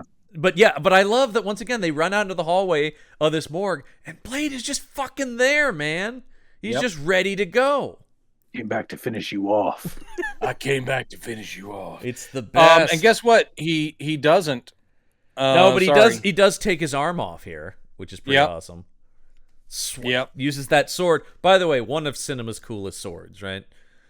Oh, I mean, dude, you know how many times I stood at the Excalibur in Washington Square Mall in Beaverton, Oregon, where I'm from, and just gazed up at it, knowing that the mechanism didn't actually function on it. Of course, yeah. I can't believe I don't own that to this day. I was gonna say because I do know you do have a lot of bladed and ninja weapons and stuff. In your I had a collection. couple. I'm not. Yeah, you have a few. I'm not weird or anything. When I first met Ibrahim, he goes, "I'm trying to collect all the Ninja Turtles weapons." So that's true. And you know what? I have. Yeah, and now he's done it. Chuck's katana, sai, and then it's not too bad. And a bow staff. All right. Yeah, it's not too bad. I don't have a bow staff, but there are plenty of sticks around my house, so I figured. I mean, look, it just Heroes on a half shell. You can see all my phasers and blasters and stuff. Lord, so that's. I'm glad they're kept really high because you really shouldn't have those at arm's length. You'll be blasting your TV set. You'll be doing all kinds of crazy shit. They've got a light trigger pull on them, unfortunately. Yeah, got to keep the safeties on. But no, when you walk around carrying a blaster, everything looks like an alien, right? Man carries a blaster, he tends to use it. All I'm saying is, walking around downtown, it's nothing but fucking Greedos. So he cuts his arm off, and then yes, he grabs Karen here. And I thought this CGI wasn't too bad. The leaping and him just hucking this woman across. You talk about a moment when you go like, oh, damn. I mean, it's cool to see him using all the weapons, but you're like, right, superhero movie. This there's also wire work here. There is the leap. His leap from building to building. That is sweet, man. I was just watching. That landing. Yeah. I was just watching the other day Paul Verhoeven's Starship Troopers. And that and this, they're about the same time. And this is a really interesting, you talk about turning point for a lot of stuff, but this is still where it's like practical and CGI are kind of coexisting before the 2000s start and you get all CGI. Yeah, I don't know where their production schedules were in terms of when this movie came out, but I feel like The Matrix. Yeah, the Matrix was that was definitely the next year, so they had to be.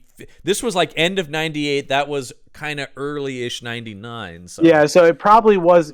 I mean, a lot of it might have just been coincidental, but like the all black, the sunglasses, Do you think they shared a fight choreographer? Well, and then 2000 is X-Men, so there's sort of that line where they all sort of have a similar aesthetic with the black, the leaping. X-Men doesn't do it as well because that's where once again more CGI. Although I still love the first X-Men. The coincidence of this isn't the world you think you know the world, but there's a whole world under this that you don't know about, and absolutely. I think that's too close to have been an influence, but it was definitely in the zeitgeist. Right.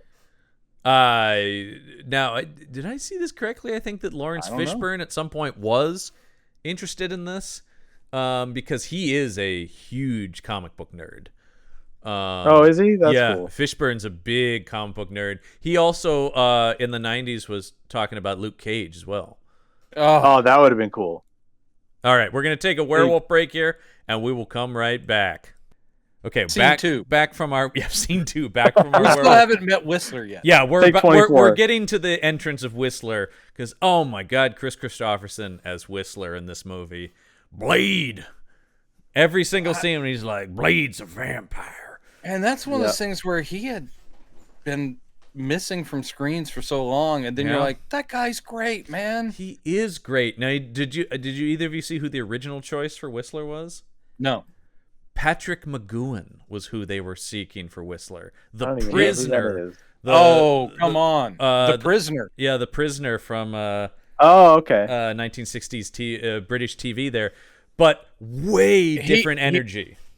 Different energy, but he's also extremely intense. He would have been very good. He would have been a very quiet, whispery. He would have been quiet, whispery, kind of Britishy, I think. But I like grizzly, old, You need stringy-haired a southern kind of. Well, also, I mean, I know that they're touching on racial issues, but the familiar paternal love story thing, it works so well. Yeah. I mean, it's just sort of like that thing of like the old white guy comes across and he's hunting vampires, comes across the 13-year-old kid's like, I'm going to take care of this kid. And that's his dad. And it's like, oh, dude. It's great stuff, it gets man. you right there. It's great stuff. And they're so good together. Christopherson's They are. amazing. I mean, that's the thing that really... I still think bringing him back was like, okay. Anyway, but I like him in Blade too. Blade, of course.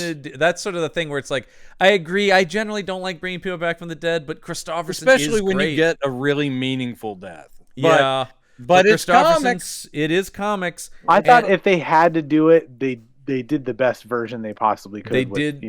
They did. But and also, his intro is so good. You see him filling the charger like just haphazardly letting gas leak all over the place and he's in like as he's lighting a cigarette. Yeah, hell yeah. So I don't fucking care. Like he just has that kind of attitude. The place could go up. I don't give a shit.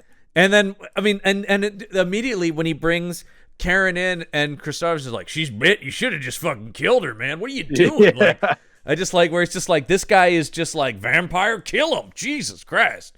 Yeah. But then he goes to work. Like you don't expect this guy to go, all right, I'm gonna inject you with a mix of this and the silver nitrate and there's also you're like, oh shit, he knows science too. The way Goyer's script. And again, I find it odd to praise him. Okay. He has done good work. Here's the thing about praising Goyer for this script, and this is the other piece. I'm glad this came out. I could bring this up. So, David Fincher was originally going to direct this. Okay. And a lot of people have said most of this script is uncredited Fincher rewrites. Oh, interesting. And Fincher's a big comic book guy who's been trying to make a comic book movie forever. He almost did this. He's been trying to make The Goon for the longest time. Yeah. Fincher's a comic book guy. Fincher's a comic book nerd. Yeah, he's bounced around Batman and Wolverine. He really that came close animated Goon sizzle reel thing, was that him? That was him. Yeah. Because it looked so good. That was him. He produced that, man. He's a big He came very close to doing The Wolverine. That's right. I remember that. I remember that. Yeah. He really. So he's and he is doing. His next movie is The Killer, which is based on the French comic? The Boom. Yeah, Yeah. I think Boom Archaea put that out. Yeah. He's doing that with Fassbender for Netflix. Well, that's really? cool. Yeah, and I'm psyched about that. So he's kind of getting to do his. But yeah, Fincher's one of those guys who's like a huge fucking nerd. What I was going to say about it is one thing that... So I think some of the stuff you're reacting to may be Fincher contributions. Possibly. Yeah. But what I'll say is it does this very nice... It gives equal weight. Like it does do some of the stuff we see, and we have watched so many of these monster movies where someone has a pseudo-scientific, here's the explanation of how vampirism works, is da-da-da-da-da. Yeah. And Whistler provides that. But this movie is also full on like, no, it's also supernatural. There's also magic. Because at the end, they're resurrecting a blood god with a ceremony. So it's all this stuff that goes hand in hand, and it never feels like one side is the right or the other. It's just like, yeah, there's magic behind vampires, but we also figured out some of the scientific things, and that's how I'm going to save you from more your like bites or whatever. Yeah, exactly. It's more like it's magic they've come to learn about more so than it's just a blood pathogen disease, which I can get on board for. I love Guillermo del Toro's The Strain, and that's very funny. I never thought of it as like magic. To me, it was just like A plus blood equals C. You know, like well, you just gotta put blood in it. Yeah, but they're also there's some an blood ancient in there, prophecy, man. and they have to have the 12, the Council of the 12, and all this. It is god. I love the way that even people who are vampires are going blood gods. Come on, it's just a myth because it's literally centuries old. I will say this movie also not only did it make Blade, who was already a cool character in the comics, that much cooler because you get Wesley Snipes. Yeah. Deacon Frost, who's a huge part of the Blade mythos. Yeah. This is not Deacon Frost. But it is now. Like, it is sort of the thing where, once again, this movie is one of those movies where you go like, wow, that's actually really fucking cool. So Deacon Frost in the comics was literally a Dracula knockoff, dude. Literally had a cloak. And that's you're like, the thing. What the fuck? That's the thing where you talk about when you make change from the comic, you go like, isn't it make more a smart change? Isn't it more interesting if he's not just a Dracula knockoff? Because at that point, just do Dracula. And I don't know if you guys saw this. Once again, maybe I'm the only one who read the trivia, and that's okay. But the original plan was to set up Michael Morbius as the villain for the second movie. Oh, interesting. But then once Sony was sniffing around the Spider-Man license and doing that, they're like, Morbius is ours. And then, of course, they did make the greatest comic book movie ever made the other year. So let's be honest. Morbius. You talk about... I kind of feel the same way you feel about Leo Extraordinary Gentleman about that, Ibrahim. It's okay. I don't know. We saw it. You know, I started it and I fell asleep. And it wasn't an indictment of the movie. That's okay. Tired. Like it's fine. You may have when I was watching part. it, I was like, I see why people don't like it, but like it wasn't screaming worst movie ever made. Oh no, it's far from embarrassing. I wouldn't put it there either. No, I mean, we once again, Brendan and I, we went and saw it. And we kind of enjoyed it for like a B movie, right? Like it was sort of everybody. It's a B movie that brushes up against the Marvel Cinematic Universe. Everybody in it is doing good work. Leto and Matt Smith are like, they're in, man. They're committed. Yep. You talk about it's not embarrassed to be a comic book movie by any stretch of the imagination. Except for they don't put them in a skin tight onesie with the bat wings under the arms. You've got to give up on that stuff. Some of that's just not going to happen.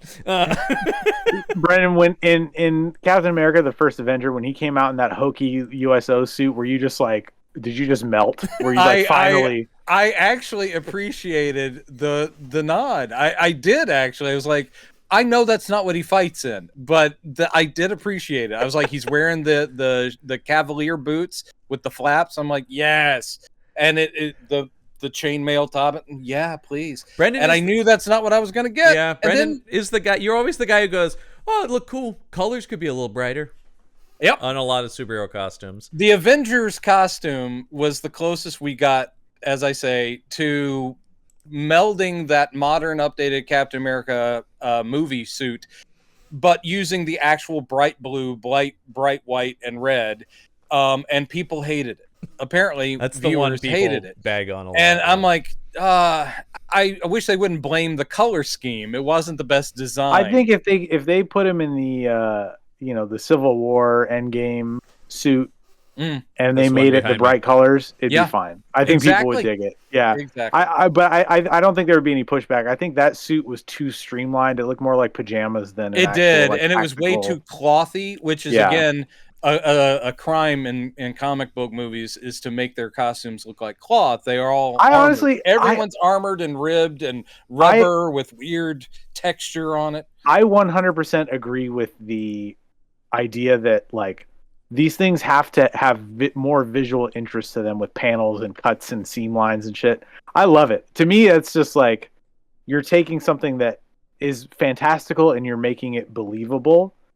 But I am also of the mind that it should, if you blur your eyes or if you see it from a distance, it should look like the original I think It's that's more or less. I think the that's a good silhouette description. and about the color. Yeah, It's the there's a iconography. reason. Yeah.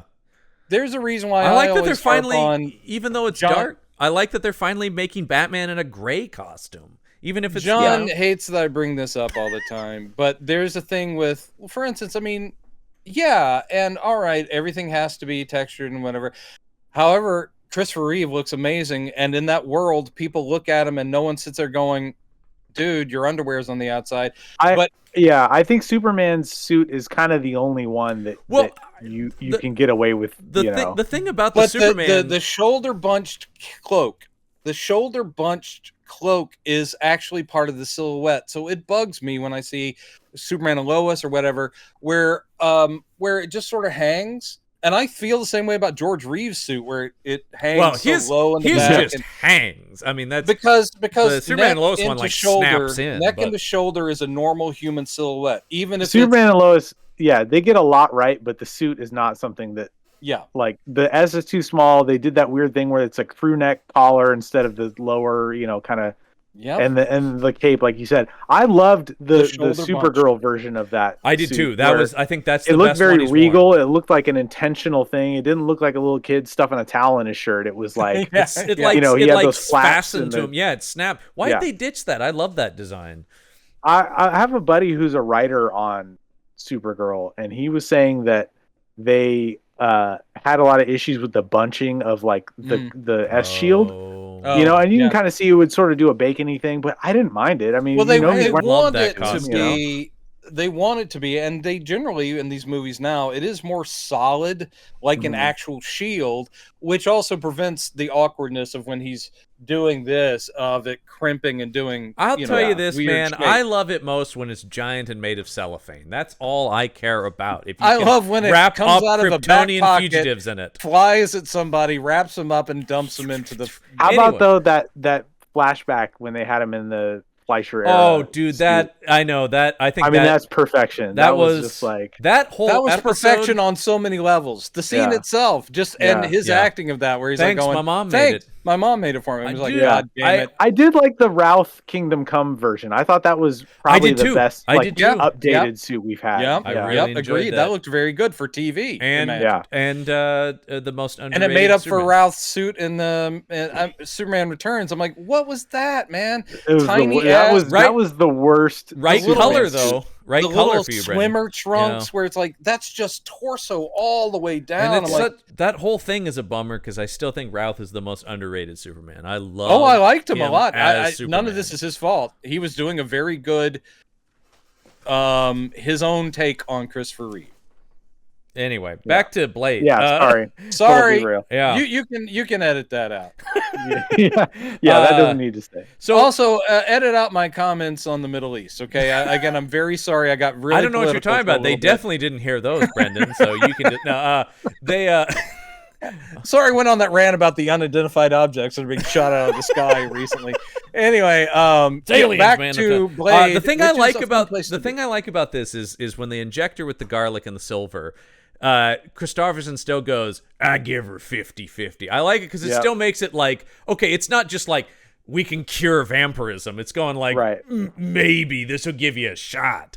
Whistler is an important character because Blade is the active guy going out there, but Yeah. Whistler's the guy that can give I don't- backstory He's and legend and all this, and he's so gritty. Yeah. So hardened, and that's the best way to do it because he's not really hopeful for the future. He's basically saying, we're doing all we can. We're killing Yeah. as many of them as we can, but there are too Well, many of them. and one of the and things, I'll probably go out fighting. one of the and things she's that's probably going to turn. a huge And, bummer that Goyer did talk. We talked about this being a trilogy, and I will say this was a Goyer thing.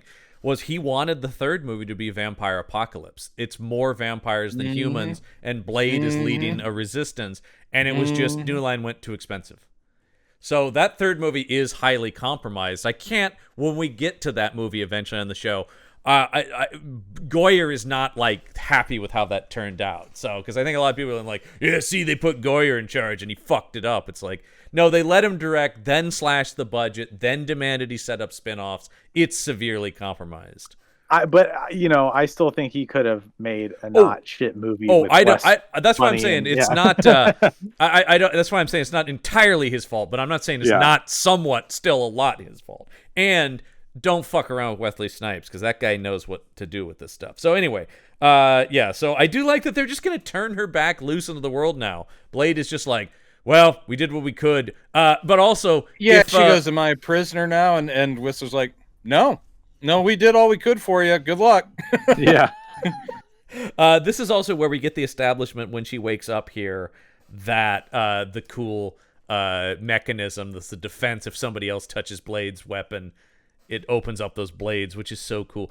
One of the IMDb And she also trivias- sees him get his serum, which is Yeah. apparently it's not like How he that's fights the stuff. thirst. It's like this huge physical trial. And he goes also through. talks about it's getting harder and harder. It's not lasting long. It's not working. They're running out of options for how this guy is going to handle the thirst, as they call it, which I love all the stuff about. Do you feel the Which thirst? actually, good Vampirella stories from back in the day were often about that. Hey, man, like, I have a substitute, but if the blood substitute isn't around or if it's not as effective, that movie, watch out. that '90s movie, fucking sucked. But there is a good Vampirella movie to be made, I think. Sure, but there's a we're cool not- character we're with a not lot of good continuity, and once again Christopher Priest. I love his stuff with it.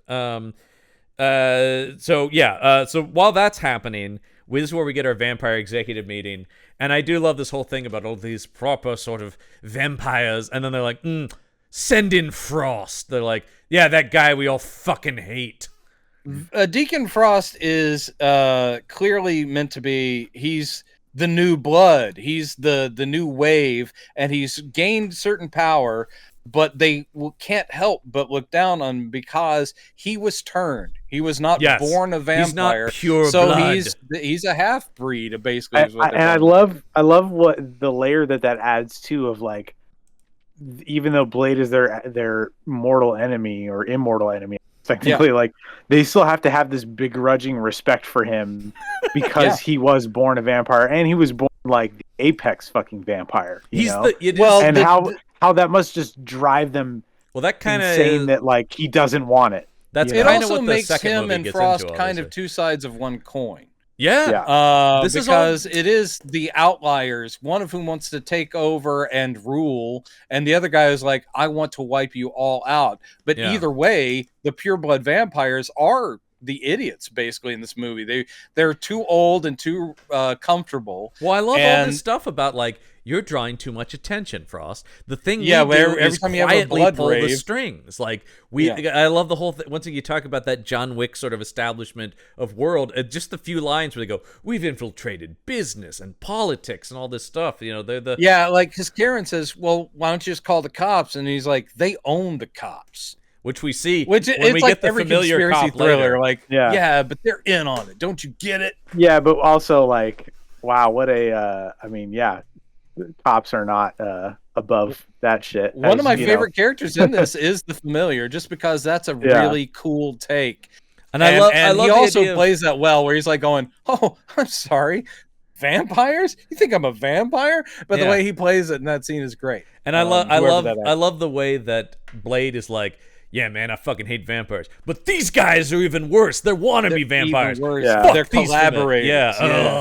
Wannabe. I love vampires. how back to the council. I love how they see Frost and all the the ones who returned as like they're basically old money versus new money. Totally. Yeah, that's exactly it. And they're portrayed that way. It's that thing about the design of the proper guys in their suits around a board table, and then Frost comes in with his cool, hair rock and roll, and he's such a Chris Angel mind freak. Well, because he comes in like, I'm the new blood, and he's cool. He's putting his feet up on the table, smoking in the room, and he's like, yeah, man, what the fuck? I feel like there's a lot of Frost in Spike on Buffy as well, right? Sort of like, these are the rock star vampires, man. Though, of course, Spike goes back to the 19th century and was a poet. Yes, I do always love that he was like a super loser poet too, and was a super loser poet. Was bad at he becomes poetry. a punk vampire. Yeah, he's punk. Well, which kind of adds to like this is all a front, right? Like, so we get in that. We get all that stuff about how they're upset with him, and he's like, whatever, man. He doesn't mention the blood god here yet. That's later. But I do love but the amount of time that Dorf is going, when the blood god gets here, man. Yeah, he basically says stuff like, they always say, why do you want to look at the records? No one looks at the records, the old historical stuff. Well, You're interested in it, stupid. When he's translating it with whatever. When he's translating it with the computer later, and Oh, Udo the Kier is just like, you'll never figure out what that is. Nobody knows. That is just centuries old prophecy. It's a thing where no they one put can down, understand that. They put that all down in the archives and they don't think about it. But he's the one guy who goes, yeah, man, I actually read the manual and I found a loophole. Hey, man, I have a cool ass computer program, translate it in literally 5 minutes. By the way, the most 1998 computer graphics and all the stuff. I love how they keep showing us that 3D model of like the chamber of where, and they keep showing it because like, dudes, look at that. That is 3D generated model. 1998 me was like, that's so awesome. That is so awesome. It's almost as cool as Sandra Bullock in The Net. Dude, I was watching all the cyber thrillers of that era for sure, man. Oh, this is Lawnmower Man 2.0. I'm watching Angelina Jolie and Hackers. Hackers. Hackers, so man. Good. It's so cool. We all Movies trying to convince you that sitting at a computer is actually exciting. Disclosure. we got fucking Michael Douglas doing computer shit in Disclosure. Look at that VI stuff. Can you believe? Pretty awesome. The entire third act of Disclosure is hilarious today. Yep, especially today. Yeah. So he sends Blade. I love this moment with Blade when he drives up and he just fucking like revs his engine at these people to get out of the way. Yeah. And everybody's like, oh shit. Because that Charger, man, that is a badass car. A matte black Charger, unbelievably tinted windows, and then the guy wearing sunglasses on the inside. It's dark out and we're wearing sunglasses. I mean, it's total Blues Brothers kind of stuff, where it is just and the Blade sunglasses are iconic. This movie designs them to be iconic. His hair. Yeah, the hair, way man. the way the hair is cut, and then the tribal tattoo. Yep. That goes down the rest of his neck. Fucking awesome, all of it. I'm sitting there going like, if you're going to redesign a badass mofo, who for 1974 was a pretty badass mofo, but you redesign him like this, I'm like, yeah, all right, okay. And the tattoos have just become inherent on the character, even now. Yeah, like they don't feel like a dated '90s trend thing. They feel like, there's an actual historical reason that he. Well, the thing with the glyphs is pretty great. Like that's how you identify the familiars, is that they have the mark of their owners. It's like, damn, that's hardcore. There was a thing apparently. Stephen Norrington and David Goyer did not get along at all. Oh no! Doing this, and apparently there was a thing that somebody talked about because Goyer, if you've seen him, he's covered in tattoos. And apparently Norrington was constantly like, oh, you think you're a badass with your tattoos? You're a fucking nobody. And apparently that was like a running thing, was like, oh, you think you're so cool, David Goyer? And they talk about like, that was kind of all the people I think is so cool. That's hilarious. David Goyer is not somebody I think is so cool. But yes, he has tattoos. Yeah, he does have tattoos. By the way, we just... two other people thought of for Deacon Frost. Apparently, Wesley Snipes wanted Jet Li, which, dude, I would love to see them fight, but Jet Li wouldn't fit at least this take on it. No. He chose to do Lethal Weapon 4 instead, which is a better Jet Li role in terms of, it's still just like an amazing fight scene, basically, is what it is. He didn't have a command of the language well enough yet to pull off a Frost. And I think that was kind of what was happening here, was because that would have been, because Lethal Weapon 4 was his first American movie. And it was sort of like, everybody was like, oh, this guy is like the next big martial arts guy, but it's sort of like, that was just how do we use him? That was just Wesley thinking like a fanboy. Yeah, which, I want to fight. That was totally him going, I want to acceptable. fight Jet Li, right? Like, and he does use Donnie Yen in Blade 2, who's awesome. Yeah. Snowman. Yeah. So I do think that Mark Wahlberg was the studio's choice, which makes a lot of sense. Yeah, we're bringing back the Blood God. Oh my god, It that makes would've it been so makes, but I mean, horrible. like, I understand if you're just looking at the casting description, you're like Dorf, Right. Wahlberg, they're the same type, even though Wahlberg would be way wrong.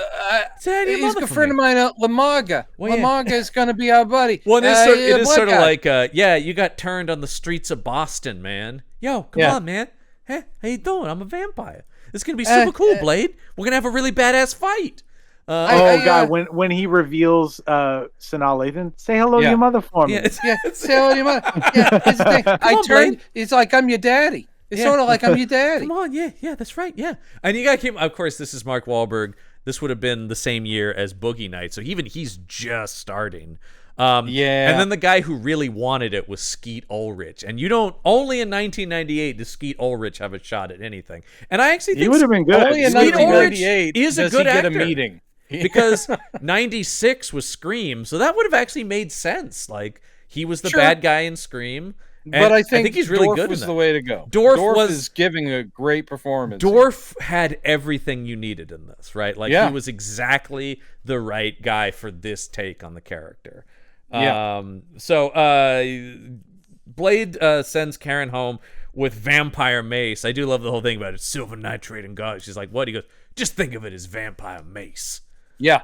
And it's way more effective than vampire mace when we see her use it later and someone's head explodes. Oh my god, right down the throat of that So lady vampire. Cool.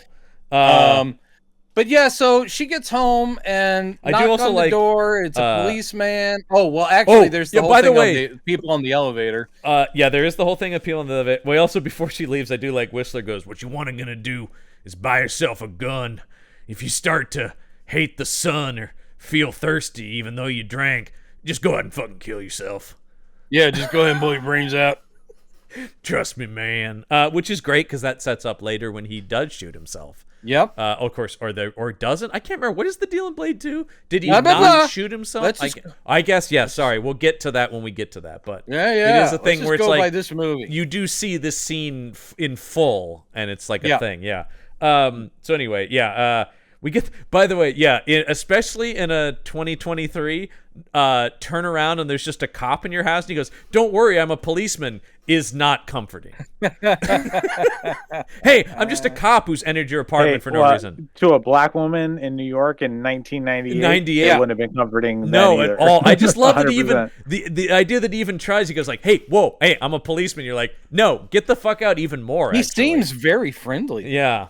But I do. He just goes, and I just love how long this guy is like. Yeah, how long do I have to keep my chill here? Because he's going like, yeah, there's a lot of stuff, and you're gonna fucking die, lady. Yeah. And she goes, "Oh, you're one of them. You're a vampire." And he's like, "No, I'm not." Because I like. But maybe someday. He hits her. She hits him with the garlic, and he's like, I love. He plays like, I've been maced. And he's like, wait, no, this is. I'm not a vampire. Yeah, it's pretty great. And yes, Blade shows up, and I do like the whole thing about like, wait, was I just bait? Yeah, Like, that's yeah. great. It's really hardcore. And he's like, "Don't complain about that. I I was looking out for you." And he's got the familiar has the specific brand that says he belongs to Frost. yeah. He's property of Deacon Frost. And anytime Wesley Snipes goes Frost. Yeah. Yeah. And when he gets like he wants to interrogate this guy some more, and he also wants to prove to Karen all this stuff. Mm-hmm. And the scene on the street, because he pulls the cop out of her apartment. They're down on the street. He opens up the back of the guy's cruiser, and he's got blood bags from a blood bank she recognizes in his trunk. So all this is, but what I love about it is this is not backlot. Those are real city streets. Yes. And the extras look like people on the street. And I love that is the comic book world we're in. There is a man who has full on bulletproof vest, Yeah. katana. He's got automatic weapons on him, and he is fucking with a cop, slamming his head into stuff, and like going, "God damn!" People would be calling 911 on I don't this know, dude. man, in New York.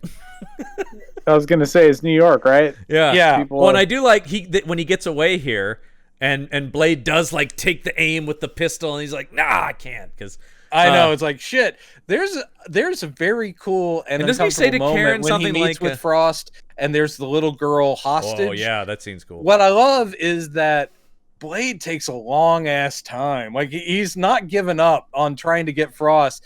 That little girl is literally in traffic for about 18 minutes. But he's while so he's so and then cool. Finally, he's like, "All right, but I'll save the he's little got girl." the powers to be able to leave that to the last minute. He's going to take his chance.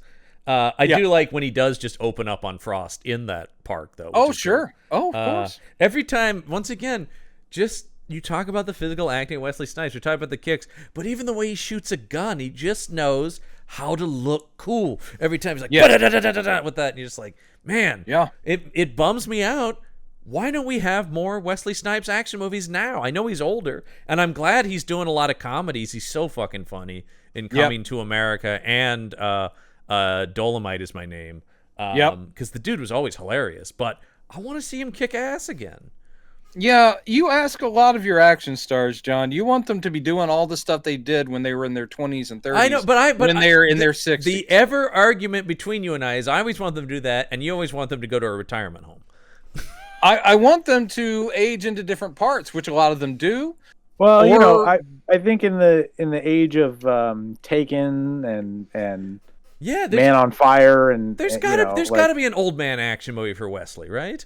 right. Well, That's okay. that's got to be around the corner. Like I feel like I definitely want him to have one. It's sitting there. because he's fucking awesome. and he's still. but the it's dude's also still in- asking a lot of your stars to deliver the same stuff you did when you were in your prime.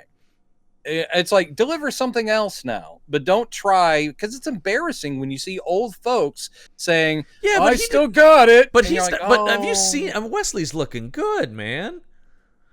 Yeah, he looks better than me. Well, he looks better than me too. I mean, I'll never ever come close to being in as good a shape as Wesley Snipes. Not once, not ever. Even if I put in the work, I just think sometimes you just got to have that build. Yeah, but yes, I do love the idea that like look around is it's like a thing where it's like vampires are hiding in plain sight. Once you notice them, they're everywhere. Yeah, And that's cool. And so then this is where he goes to the vampire archives, right? And was where we meet Pearl. I do like one of the trivia notes is just it was Wesley Snipes' idea for the entrance to be hidden in a meat locker. You're like, cool. yeah. The familiar guy's like going. He goes, "Where is it?" And he goes, "The freezer." He's like, he looks at him like, Don't try that with me. And this is, but then he opens it and there's a staircase. He's like, and this is when he you lets told him me the go truth. and hits him with "Tell Frost it's open season on all suckheads." Yeah, and he goes down there, and Karen's there as well, so she gets to meet Pearl. Pearl Which is a crazy design. Pearl is a leech, basically. Yeah. It's an idea that I pitched to the guy at Moonstone about my Kolchak meets Dracula story. Is that Dracula is so comfortable and so old that he is not this big, but he's literally not a physical threat because he's just so big. It's like Fat Elvis. So here Pearl is this enormous, pretty great makeup. Yeah. Just disgusting, naked, fat vampire in a bed that's connected to all the like. There's blood tubes going in, so there's constant feeding going on, and just all this equipment around like computers and TVs and monitors. So this is like the Vampire Council's #1 information person. And they go down there and basically torture Pearl with the UV light floodlight lamp. thing, yeah. Which I do Pretty love. ba- We pretty didn't awesome. when Whistler gives him it later or earlier in the movie, and he's like, "I don't know, it's still pretty heavy." And Christoph's just going, "But you're so big." Yeah, that's great. It's like still pretty heavy. Because like, yeah, but look at you, Yeah, dude. and you've got the strength of a vampire. So shut up. Yeah, dude, you're the toughest, strongest man I've ever met. So shut up. You're the Daywalker. And so it is shut true. in the I mean, trap. not that Wesley was ever in bad shape, but holy shit, Wesley's a beast. Oh in this man, movie. He that's is just why a like that honed second weapon. movie. It's like he ends up fighting in the second movie in the bulletproof vest kind of thing, but Yeah. they get rid of the short sleeve shirt. That's one thing that in this one I was like at the end, I was like, why are they covering him up? Like because he's got like a black T-shirt on underneath that bulletproof vest. Yeah, when he's I'm in like- when he's in the vampire chamber thing, and you're I just going wanted the gun show. Like, well, I mean, He's sleeveless in the last fight, isn't he? yeah. I think. Oh, doesn't Yeah. he? Isn't he in that black T-shirt with the thing on top? No, he's sleeveless because I remember you when he does that stab in the Oh, twist, yeah, you you're see his right, arm you're just right. like- He's he is because he just puts the vest back on after he gets out of the Yeah. thing. You're absolutely correct. And and that sword, man. Oh man, what a fucking nerd, by the way, wrote in the IMDb trivia that well, because it doesn't have a cross guard, actually his sword would be incredibly bad in an actual sword fight. Shut up. Yeah.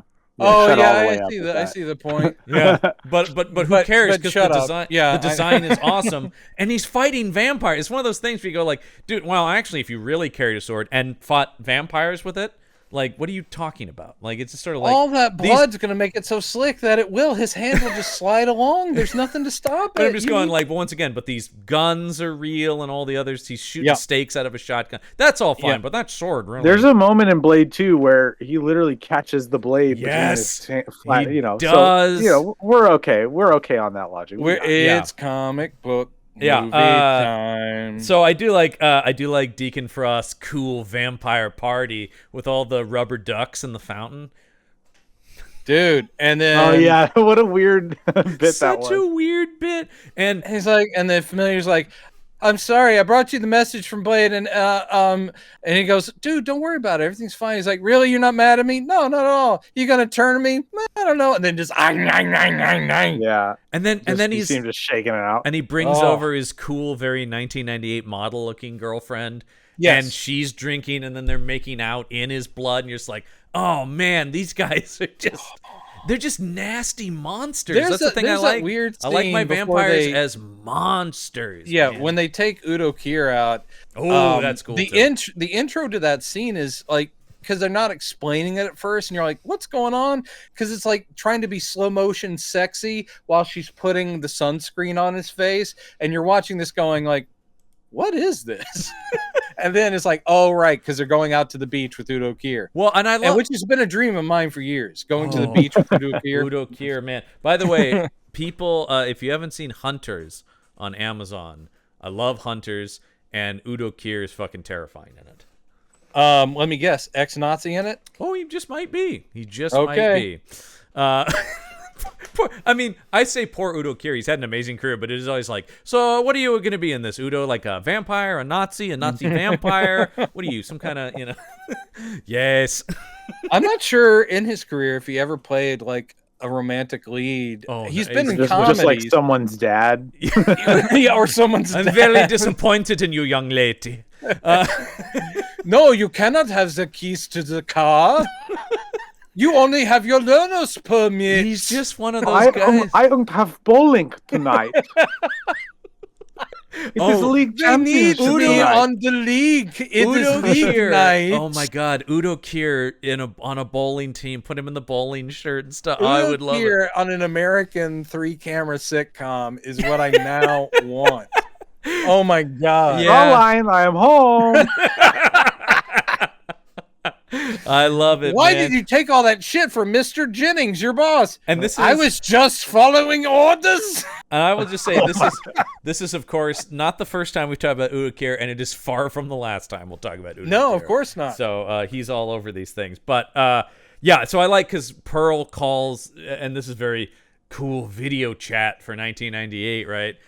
Deacon Frost, and I love the thing where it's like, you got to save me from Blade. And Deacon Frost is like, no, man, you served your purpose to me. I got all my info, so bye. Because I like that even within the world of vampires, Deacon Frost is a bad guy. He's a dick. Yeah, he like doesn't give a shit. It's sort of like, No. yeah, I'm a vampire, but I don't even care about the people around me, man.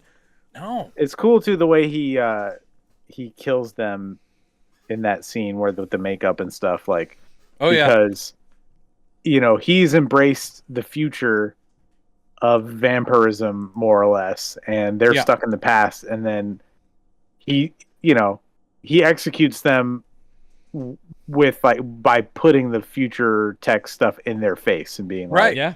Yeah, he uses them in a very a disrespectful way, which is what the young rebel should always do. It's like, look, they're the old guard, and I'm not only going to disrespect them, I will take them out by showing them just how stuffed shirt they are. That Right. scene on the beach is really good, and that's some of the best makeup in the whole thing. God damn, that scene. And when good. they all flip their visors down on the helmets. That's and stuff, that's what I'm saying. Is like this works on so many levels. It is a really good action movie. If you took out all the horror stuff, it's just a really good action movie. But this is a really good vampire movie. Like, really good vampire. Really thought thought like, out. yeah, it is a comic book. Something it's just good vampire Something we stuff. complain about a lot on this show is that these monster movies, they don't think these things through. They're not smart about them. Everything in this movie, the mythos of even doing a thing. I mean, all that stuff is made up. The book, I mean, it's all jibber jabber. Of course. The book of Arab dust or whatever. But my point is, like, it's always jibber jabber. So like, lean into it because it's yes. I read as I often do some of the reviews from the time, which were mixed. This was not beloved by critics by any stretch of the imagination. That's crazy. Yeah, that doesn't make any sense. But somebody who loved it was my all-time favorite movie critic, Roger Ebert, who's just going... It seems like he would, yeah. He just goes... Because one of the things I love about Ebert, and it's something I feel... Because I'm so frustrated with today's critics, he could be into the foreign stuff, but he was never pretentious to the point where he would go, hey, this is good genre shit, man. He would go... Yeah. And he's going... Dude, he goes, this is exactly how you make a comic book movie. This is exactly how you make a vampire movie. He goes, this is everything I love about the idea of superheroes, the mythic nature of it, the style of it. He's just going across the board. He's basically saying what you're saying, Brad. He goes, this works on every single level. It does. And he is kind of going like, he's even going like, you're going to give me flack, other critics, but you tell me where I'm wrong. Like, I don't see enough of that anymore. Where critics are going, you've got to take the thing on its own merits for what this is. This rules. It's not trying to be a Fellini film. It's an awesome genre exercise, and it's great. And there's style and artistry here. So, yeah, I think Blade 2 got more because everyone, of course, they love Guillermo del Toro. But I think there also was. Is it because he's a fucking genius? But I think there was also some, as there always is, where it's like, oh God, this great auteur has to go and sell out now. And you're like, dude, just watch that movie and tell me he's selling out. We'll talk about that when we get to it. But Guillermo, a guy who is always making a Guillermo del Toro movie, no matter what. Yeah, true. So Blade goes to this vampire archive. It's like a display of the text with all the ruins, and this is where you get this cool fight scene with this little girl. Well, I will say it's of course very cool, but I'm sitting there going, come on, Blade. I'm like, you're fooled by this? One thing, she's skittering around in a supernatural manner. Yeah. But then when he just finds her sitting on the floor, like and he's like, here, come on, I'll help you. I think it's I'm meant to be like she could potentially be like him, right? He was a scared little kid, you know. Who Whistler showed me mercy. Maybe there's a chance, and then it's like, oh fuck, no, she knows kung fu. Yeah, yeah, and it's cool. Ill in it. She's like, yeah, fucking. I don't know who this little girl is, but goddamn, she's great. Yeah, and then you know there are other vampire assassin people in. It becomes this awesome fight. This is where Donald Logue shows up, and I love that Donald Logue once again so great. Quinn is the character, and like once they've zapped Blade and he's down, then Donald Logue's like, "Oh, how does it feel, man? How does it feel?" Like once he's no threat, then he's taunting Blade. Pig sticker. Yeah, he's mocking the other person like, "I took his pig sticker." He goes, "Oh, is that what you did? Oh, you took his pig." And then when the guy's hand just fucking explodes when that thing cuts, and they him. all and then they laugh about it. He's like laughing, licking his own hand and stuff. Yeah, they're like, "Oh, stupid move, dude." He's like, "Yeah, I guess I was dumb." Well, this is borrowing. Then it's awesome when you get Blade, who's like pinned and he's in bad trouble, and he's because they tie him up to the post, and they're like, "What are you doing, laughing, dude?" He goes, "Oh, yeah, I didn't come alone," and it's just like a perfect setup, dude. Yep. And then Whistler with the best line reading and one of the best in the movie. Catch you fuckers at a bad time. Oh my god, dude. So good. All day long with that. All day long. Hero shot of him just standing there. Chris Christopherson was born to say lines like that. Just absolutely. Yeah. But yes, as you're talking about hero shot, it is something that I think the best comic book movies do, and something you were kind of talking about, Ibrahim, where it is like it does comic book poses. That felt like a panel. It's that iconography that we expect from the page, you know, the things the images that we fall in love with these characters with. Because you know? he crashes through in this truck, and you don't see him get out. He's just suddenly outside of it. He's And you're like, standing that's there. awesome, man. And looking that's looking like Kurt Russell in an action movie or Yeah, something. man. Got you Ooh. fuckers at a bad time. man. Oh, Oh. God damn it. Too bad they've already used Kurt Russell in the MCU, because if they needed a new Whistler, man, I don't know. Kurt Well, Russell you know, would rule. Ego the Living Planet could look like anything. So maybe he chose Kurt Russell or, you know, whatever. I think actually they're going back. The thing, they have Delroy Lindo in the new one, and I think they're going back to his original mentor, who was a black guy in the original. Delroy comics. Lindo is joining the MCU. Delroy Lindo is going to be the Let's go. potentially. Yeah, I plays- think we're pretty safe. Yeah, that should be awesome, man. And you know what I hear? Ski goggles, leather trench coat, and wooden blades. All right, yeah. So you get your fingers And he- crossed. Oh, a bunch of people jive turkeys. Come on, man. It's 1974. I love the idea of the MCU goes, we can do anything now, so we're gonna bring jive turkey back into the culture. That'd be awesome. Yeah. So this is awesome, and this leads to the subway battle, and when he's pushing Donald Logue's face into the subway train as it's going past. Dude. So And cool. I love how they run all fast. Yeah.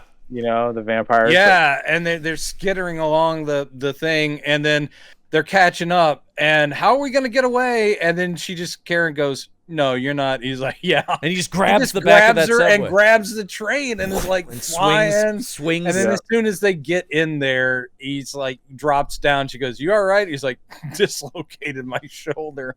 Yeah. Which is they do a callback to that later. Mhm. Right, because wasn't her shoulder dislocated when he Yes. threw her on the roof? Yep. Yes. Yeah. And then Oh, so his this was is the dislocated? callback. This is the Yeah, callback. Yeah. And then she pops it back in. Yeah, but he's a badass. He's a badass. He takes that shit. Yeah, man. Not since It's a Lethal good Weapon scene. 2 have they been popping out shoulders like this. So yeah, let's see here. Karen. Oh, so this is where Karen says like, so I've been working on this thing. Take a look at this. Look what happens in the microscope when you put this chemical we've developed on the vampire blood. And I do like that she's like, yeah, you might want to step back. And Gustav is like, no, it's fine, man. And then he's like, hey, got him a little bit when it Yeah. explodes. And it's just The whole thing about it, she goes, it's a very energetic reaction. So you want to back up, and the whole thing kind of explodes. yeah. But it's basically medicine that she has reconfigured, the medicine for sickle cell anemia, Yeah. which I got to say, again, that is sort of, it's very clever when they are approaching race in this movie. They're just not hitting you over the head with it. It's just there. Sickle Well, cell again, anemia that's being one a of those- primarily African American, by and large, And that's one illness. of those things about this movie that like you can tell it had the input and the creative force of black folks behind it. It was And- also just well thought out. It's- Regardless of who was it's- bringing these ideas, they but that's not something David Goyer is cooking up when he's No, it's quite probably thinking about not. his next tattoo. And this is you know what I always the mean? That's thing. not happening. This is always the thing when the piece of shits on YouTube or Twitter are saying, "Oh, whatever." It's like you do get something. No, black characters don't have to be directed by black filmmakers. But when they are, there are things. There are moments in Black Panther. I remember in the theater clocking, going, "If this wasn't Coogler, I don't think that would have been in there." I don't It's think just that like line would have been- watching the HBO Watchmen series where Lindelof said, "I have this great core idea concept, but I need to have black He writers and went black out of voices his in way this room to make sure and that you can was tell." a diverse. I mean, that I think is as good a piece of superhero storytelling as has been done as that show. But he went out of his way to have a fucking love it. diverse writing staff, not only in race and background, but also in fandom for comics. He goes, I want people who'd never heard of it to people who are obsessed over it.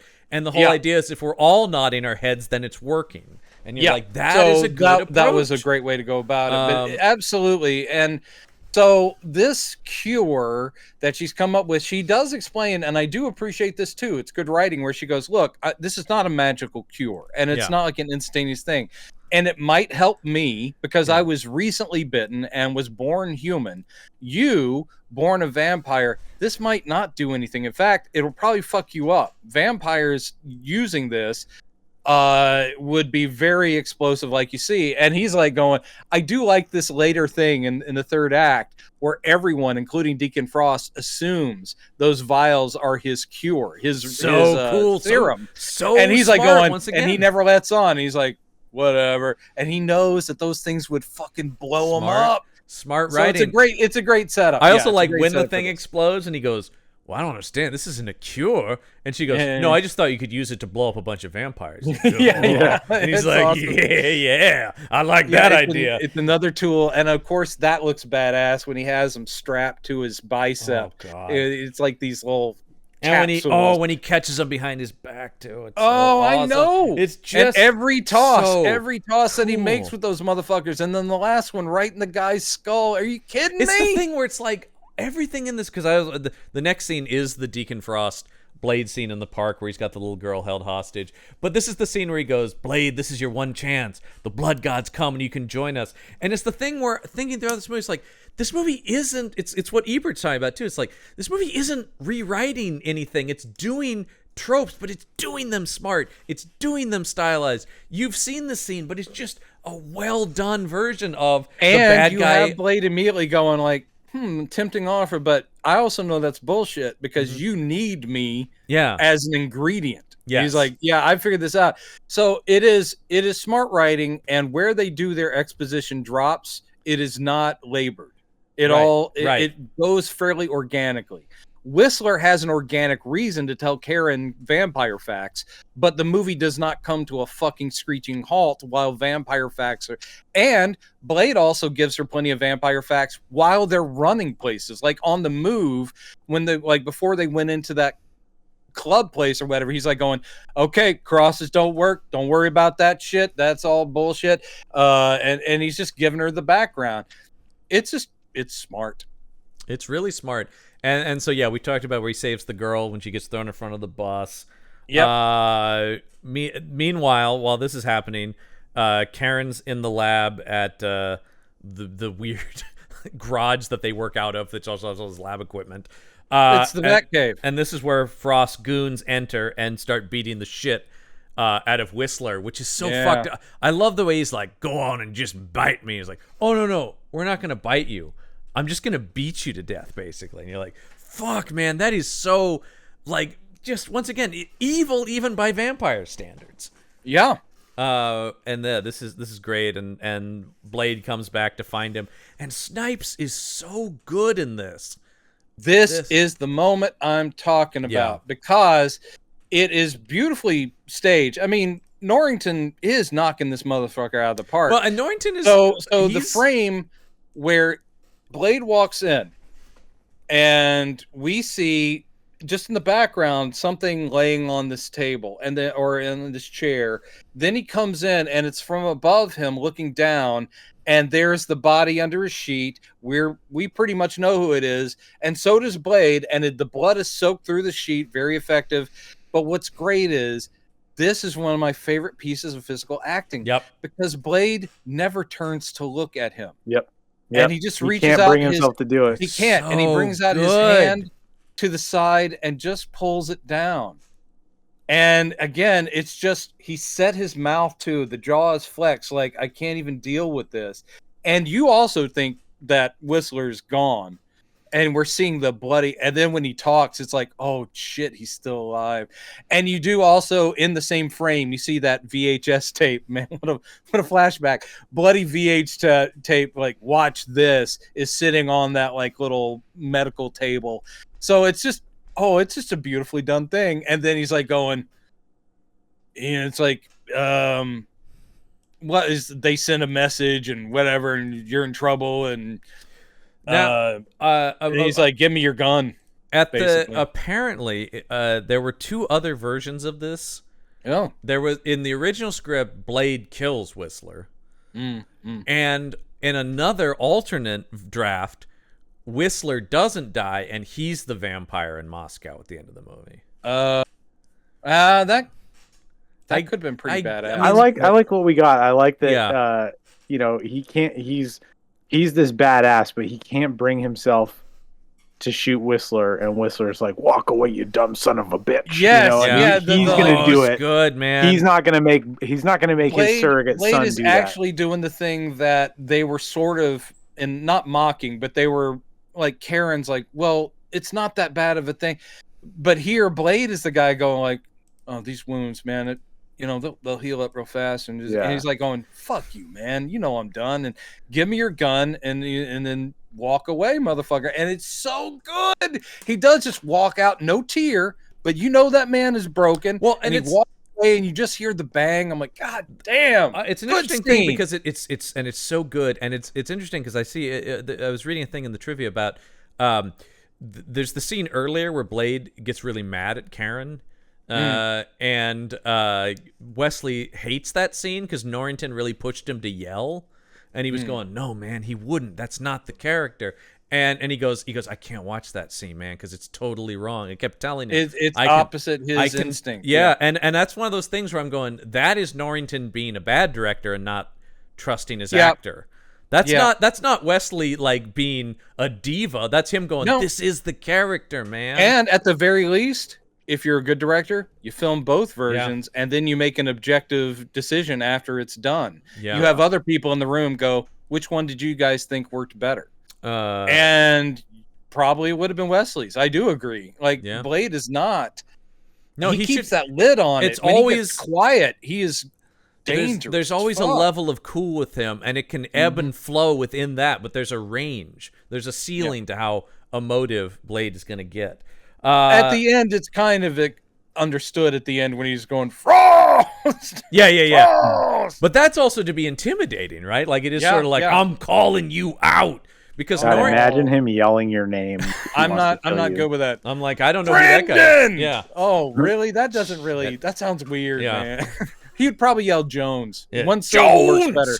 Jones! Yeah. Okay, I'll take that. You've got a good, you've also got, Jones is a good last name to be like an angry. It's the most generic last name. But it's of all also time, it's got a good sound to it to be like an angry dean in a movie going Jones. Ibrahim, I'm afraid, also the 3 syllables. He would probably yell Mustafa. I don't think Ibrahim. No, that word. No, it would be a Lion King Mufasa type of bellow. Yeah. But I'm glad that I've never had Wesley Snipes yell my name because I would shit my pants. But I am sad I've never been in the presence of Wesley Snipes. I would love to be. Yeah. He is one of a kind. He really is. So then he kills him, and that's the end of the movie. No, he leaves the tape saying, "I've got the girl. You got to come here." And of course, this is like, what this is about. Like, Frost knows that Blade knows that Frost needs him, but he also knows Blade is a hero who's gonna come and rescue the girl. So can we talk about how bad the green screen driving scenes are in this? I mean, they are Hitchcock movie level bad. It does almost feel stylized in that sense. You think it's intentional? Well, I think it's more like, well, we can't do this convincingly, so let's go. You know what I mean? He's in the car and all the stuff behind the window. That is all just. It feels like a lean into the limitations where it's like, if we can't make this look real, let's like make it look unreal. Yeah, maybe. Maybe that's kind of how I view. I don't know. Like, it's just sort of like, it's not going to look good, so let's make it look comic booky, quote unquote, or whatever. Right? So he goes to basically, this is the big final ceremony. I love the way they write Karen in this movie, because they're all saying where she's just like, "You're fucking nothing, Frost." Like, I'm not gonna be scared of you. You're an idiot. Like, you're a douchebag. Yeah. And he's like, and all the stuff with Donald Logue going, "We're gonna be gods, man. I'm gonna be a naughty god." Yeah, like, that's pretty great. And knowing all that stuff, I do is think just that him riffing. Karen, they purposefully made her non-damsel in distress. Yeah. Even when she is being, they don't do the thing, and I always bring this up because and it's a movie that really disappointed me a lot, was the Predator, the Shane Black Predator movie, which I was so excited for. But that movie does the thing with Olivia Munn where it's like, we don't want to make her a damsel in distress, but also then it makes no sense that she's a scientist who can suddenly use a machine gun. You've got to make a character strong within their own character. She's not a damsel in distress, but she's still a scientist. It's not like she's all of a sudden unrealistically kicking ass. Right. Yeah, I mean, there are people in some movies, including sometimes the central character, that become badass on the go, and that's a real hard sell. become a Unless a that's why it's generic always like, badass, right? Like all of yeah, a sudden, it's always like, oh, that night watchman, he's old and fat, and then they have to go, he served 12 years as a Navy SEAL. well, I did. It's always like, I think okay, I have I talked got it. about every single leading character in a movie today is a former Navy SEAL. Yeah. Like it's like you watch Jurassic World and it's like, yeah, Chris Pratt's trained raptors, but he used to be a Navy SEAL. Yeah, Right. And you're like, oh, that makes sense then. Okay, it's just like they go like, so see, he can do anything. the guy who is behind the counter at the Quickie Mart, he shot Bin Laden. It's like, okay, wow. Wow, he's an amazing merc. It was that guy. Yeah, he just he wanted the quiet life, and now he's behind. Well, the that is. counter I mean, we of the talked about that. The store. old man action movie. That's every old man action movie. Is like that dad who lives down the street. Don't you know he's actually the world's greatest That killer? new genre, when it's done well, I've so Dude, enjoyed. we've talked about Ibrahim. I don't know if I've told you, but you a Nobody fan? With Bob Odenkirk? I enjoyed that one. I thought it was a little bit too. I think the best old man action movies, or this guy like Don't Poke the Bear, you don't know who that is, kind of thing, Mhm. Yeah, are the ones that came before the like self-awareness level that those things have now. And I think Nobody was a little bit too like trying too hard to be one of those, so that yeah. and it was written by Derek Kolstad, who I like a lot his Sure. work, but I think John Wick kind of does the same thing. I think John Wick got away with it because it was kind of the first, but like when it goes from being like this very grounded, believable story to like kind of a little bit wacky and a little too far fetched, I don't think it worked as well for me in Nobody. Well, That's I my long enjoyed answer it. to your question. Yes, I've seen it. but because you and I have both talked about how perfect a movie Taken is, just in terms of just so simple, so structured Fucking so well. 90 minutes. I mean, And I just love it. Just as I've said many times about that movie, the guy states what he's going to do at the beginning of the movie, and then he just does it.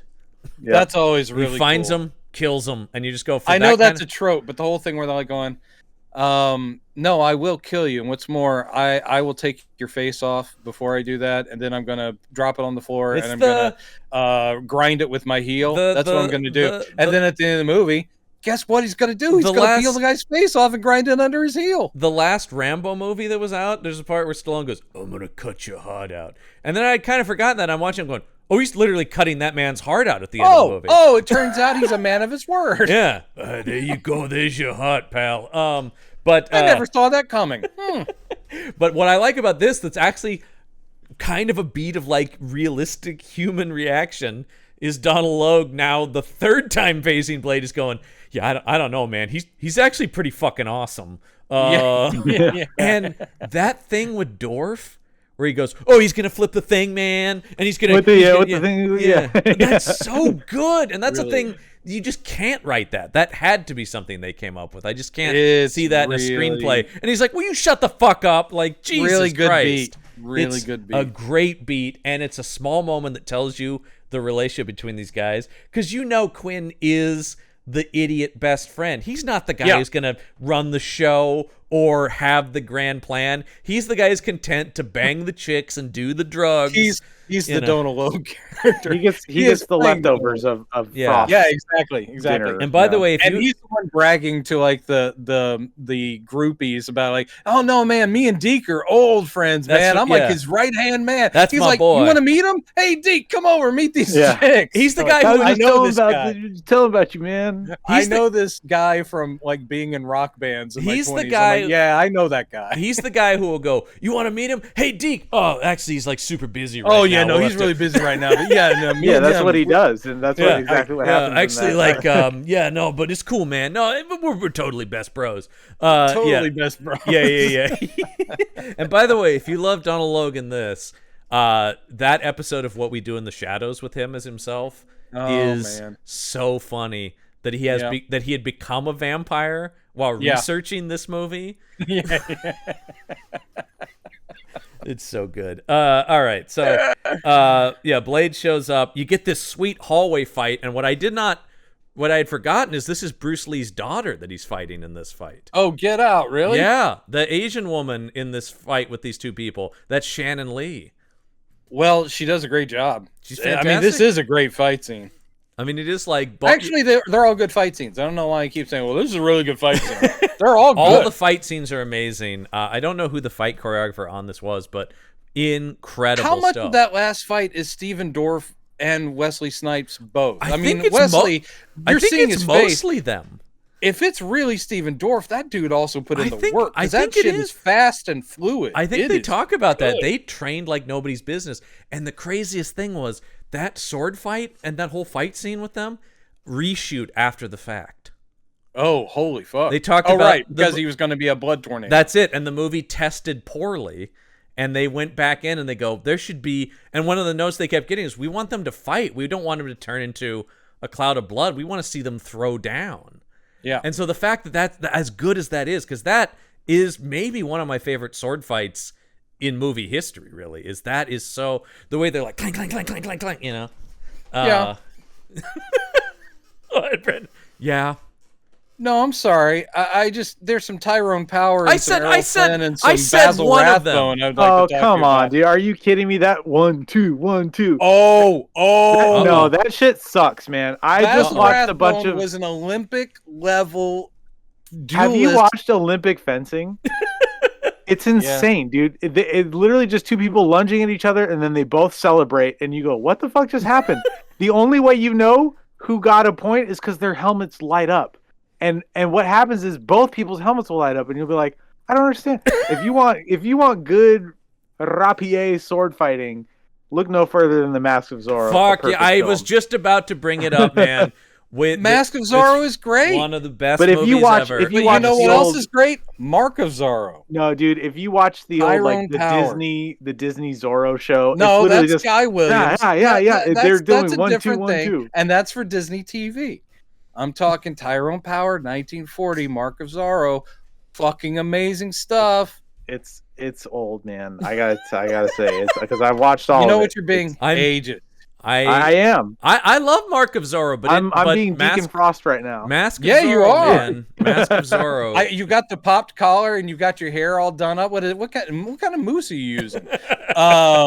But It's blood. Yeah, it's just blood, man. Once that dries, it really gets your hair. actually, that blood orgy thing at the very beginning is such a great idea for a vampire movie opening, and yet I'm sitting there going, blood congeals so fast, dries so fast. That should be sticky and gross. It's not like when you're at a rave and they're dropping they're doing misters or things like that where it's water. I was thinking about that is gross, man. Oh, I forgot But they love it. Before the hallway fight, I forgot the moment when they're like, Blade's coming, and they're like, what? And you just hear the motorcycle engine approaching. Yep. And he comes in and just starts laying waste, But man. they're also doing the thing which is also good action movie shit where they're like, who's that? And it's like, that's Blade, he's coming. And then another person, of course, there's always a person who goes, he's just one dude. Like, Yeah. like what do we have to worry about? The things they say about him. Can he really fly? Yeah. I never get tired. Oh, the bat. The bat. Now, see, there's a movie I know every single fucking line to is that 89 Batman, which is the bat. Come on, man. They're drinking. I have Drano. seen the future, and it will be. I know you play the Prince soundtrack constantly. But anyway, I listen to it more than some people. Party probably. man. Yeah. Trust. Blade needed a couple of Prince tracks. on Oh, it. the most 1998 music cue is coming up in this movie, and it rules. But yeah, when he's just laying waste to these guys. But yes, I never get tired of any movie where somebody goes, "He's just one man." I love it. And then the one man is the most capable fighter of all time, it is and just destroys the dozens of people. unstoppable machine that is Yeah. this guy. So yeah, Shannon Lee and the other guy, they get hit with the syringes, and we see them pop and explode. And once again, the amount of blood when he's just walking, it's the thing exploding, but I'm not looking at, but with blood in this movie. I know Yeah. this is essentially talk about. Well, we'll use that for Iron Man years later, but it is the whole I don't even need to look. I don't even need to look back. I know No. I've already killed him. So he just walks off, and in the foreground, it's like plop, place. Yeah. It's just these Insane It looks like amount just of blood. boulders dropped into a lake. It's a The way it goes up. crazy amount of So blood. It's so good, man. It's a badass scene. By the way, listeners, are you getting the sense that we like this movie? Because And by the way, listeners, isn't this refreshing? Because we sounded like tired, well, I think elderly men the last couple of weeks because the movies have been so bad. Just like, yeah, and And then this guy, I don't know, something happens with a thing. The other thing I'll say though, Brendan, is enjoy this while it lasts, because where Oh, we're I know. going is nowhere good. I shiver to know what's next week. But anyway, let's keep going. It's something familiar and terrible next week. But we'll get to that. But let's see. So yeah, this is where he walks into Deacon Frost. By the way, douchebag bedroom with it's all white, and he's got I do like the high-tech coffin that closes. It's a cool like king size bed that just seals. Oh, that's cool, and it's man. got a sexy lady in it. That Sanaa isn't even a Lathan, character. He's just like, hey babe, get the hell out of my bed. Sanaa Lathan, yeah, I gotta who- fight Blade now. I don't think she was known at this point. That she's just starting out, right? Had she been in anything really? Wait, was that Blade's mom? Because Yeah. I thought that was someone entirely different. No. Sanaa Lathan plays Blade's mom. No. I mean, in his bed. I thought that was that's just his like, mom. oh, I didn't know that. That's I mean, his I mom. knew that she gets introduced as like, oh, No, yeah, that's your the mom in the bed, because it's almost Yeah, like they just kind of establish her before we see her. Yeah, that's right. you Before know, they're yeah. introduced with her new '90s hair. now she and Wesley go on to make a romance film together called Disappearing Acts that I remember seeing because I watched anything with Wesley, but it's kind of a sleepy romance drama. But I was just like, well, if he's in it, maybe he'll kick somebody. So he finally gets to do his mom, is what you're saying? Yes, because that's they get very close. In this exactly movie. where I was going. But no, she's also in a really good movie called Love and Basketball. Yep. If anybody's Love and seen that, Basketball's good. very I've good. seen that. And I think kind of an underrated gem in the Denzel Washington. Out of sight. Out of Time. Or out of time. Excuse Out me, of yeah. Time, man. I just rewatched that the other day. That's good. Why Great don't more movie, people yeah. talk about it? It is. It's low level him, but it's still very good. But In low other level words, it's not the Denzel. best thing. But low level Denzel is still like an It's still amazing better than all- thriller. yeah, and that's absolutely that's him reteaming with Carl Franklin, who he made Devil in a Blue Dress with, which is one Man, of my that- favorite Denzel. Oh, movies. I'm Oh. sorry. I love that movie so much, and it's still to this day that is the biggest dropped ball. That There didn't turn we into a should be franchise? talking about the series of Easy Rollins films. Yeah. I do not Yeah. know what their problem was because it wasn't even a failure, it wasn't a flop. It's probably racism in Hollywood. I would Yeah, imagine, it's one of was those the things where, culprit there. like, Maybe, but 100 Jesus Christ, everyone who 'Cause saw it loved it. Yeah, and Yeah. I think it was one of those movies that like did okay, and they were like, I want Easy and Mouse in every one of those books adapted, and it's. Oh, I man. mean, they'll I can't- probably do it someday, but it's not got- going to I be feel like- Denzel, no. and it's not going to be Don Cheadle, and we're all going to be sad. Dude, John Okay. Cheadle totally steals that movie. Don That- Cheadle steals that movie. I think that was the first thing I knew him That from. was- and and I that like, was the big that breakout. guy is This amazing. This guy is just All right, incredible. sorry, All right, sorry. all right. Tangent. That Denzel's another guy who I will also just, as you know, Brendan, go off on all day about. Dude, Denzel. Denzel can do anything except my taxes. I don't know, man. I think probably give him a could do my shot. taxes. I think he could figure it out. Okay, all right. You got your receipts in that? Yeah, That's what you're telling me? okay, That's what all you're telling me? You got your receipts? Okay. Okay, all right, my man. Yeah. All right, let's. Be so great, Denzel. Yeah, doing the clap. He Getting down to- goes, I just saw this deduction. Oh God, I man. want Denzel doing my taxes. Don't you now. ever in your life forget to write off one of your taxes Because I have stood with by the it. finger, There- with the point. Yes. doing the point. Then he does the walk. He's got a Oh walk. shit. I don't know, Ibrahim, if you listen to the Denzel Washington podcast. Every episode, my Dude, friend. of course. And I love they go like, I love that when they identified the like, he's doing the lip quiver, he's doing the walk. The Denzelishness, as Yeah, they call it. yeah. They rank movies on Denzelishness. Oh my god, of course. Because kind of agreed, he may be. I'm the telling you, I greatest watched actor of all Saying time. Elsewhere when it was on. I'm very old, and I remember thinking also, I was like, this guy's really good. Dude, you even watch something as shitty as Carbon Copy, and you're going, this movie's Oh horrible. yeah, I know. He made everything better, That's and the thing, he's done plenty of Drek, but he's also had such a good long career. What's the one where he's the ghost and Bob Hoskins has his heart? Oh, it's horrible. Isn't it Heart and Soul? Heart and Soul? Heart Condition? No, Heart Condition. Yeah. Where Bob Heart and Souls is the RDJ reincarnate. No, ghost thing. Yeah. Have ghost you seen Heart Condition, Ibrahim? It's terrible. No, but I'm starting to develop one because I got to eat something soon. Oh yeah. Let's wrap this. I hear you. Let's get down to this. So yeah, geez, I didn't eat before the podcast. Deacon Frost is the vampire that bit Blade's mother. Good reveal. Which is a little Jack Napier, but it works. It. It works better here. It's actually comic accurate. That is the truth. But he's cool. more Dracula. From back in the 70s. Of course, he's more Dracula-y in that, which is sort of we do establish Donald Logue stealing his sunglasses, which you don't fuck with Blade's sunglasses, man. Dude, the whole I know it's so hokey, but it's what you want. The whole decapitating him with the silver, which I don't know why he doesn't use that all the time too, because that's really a sweet thing. It's also really fucking effective. Silver tripwire, and Donald Logue runs right into it. His head comes off, he explodes.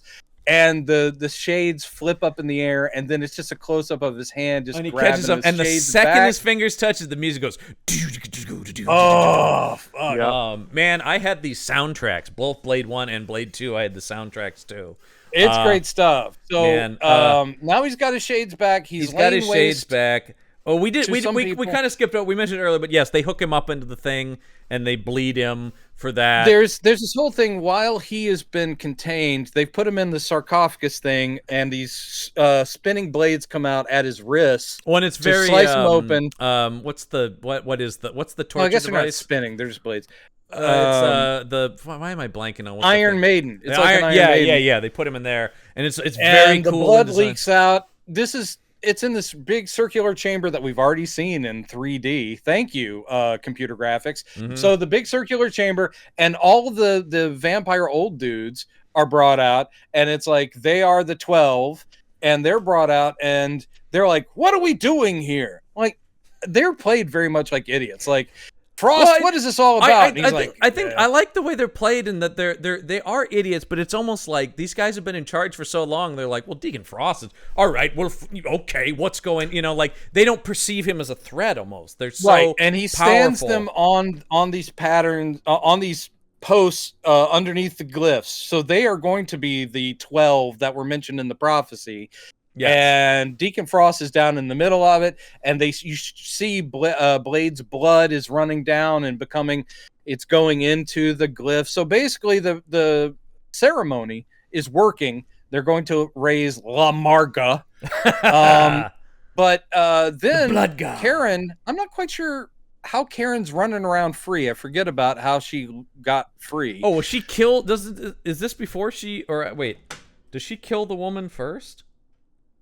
No, that's later. How did that's she get later, away? but she's running around. I guess no one's paying attention to her because who cares? Yeah, she finds. Oh no! They throw her to the ex-boyfriend guy. Oh right, that's what it is. And they're like, and so then she takes that guy out and is able to then. They just assume she's dead from that. That's why she's able to run around. Yes, and so she finds the sarcophagus. She opens it up. It's like, oh, you're not in great shape. So tell you what, and he's like. And she goes, I don't have any serum. He's like, yeah, it's not going to do any good. And plus, I'm starved for blood. She's like, you're going to drink from me. Cool. Classic vampire movie thing. Yep. We saw this scene done worse in Vampirella. Yes. Very much so.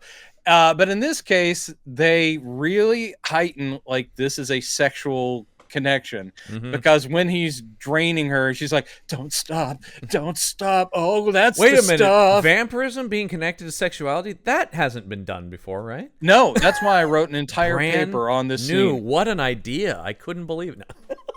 So is that basically day one, by the way, the vampirism connected to sex? Is that day one? Is that Dracula? I think it's basically there from the start. Stoker was like, oh yeah, penetration and closeness, physical closeness. I guess they're having sex. So anyway, Blade gets healthy again, drinking her blood, and now he's pumped up and ready. He's pumped and up I gotta and ready. say again, Norrington does this great shot of him.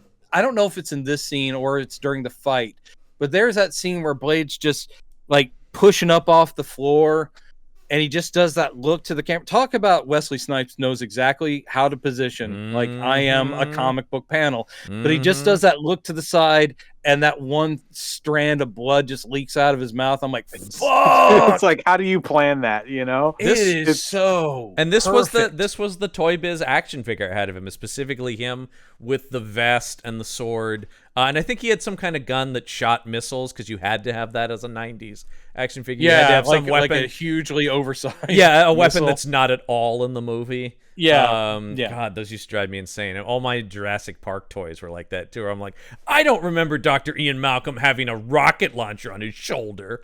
He should have. That would have been a cooler movie if he did.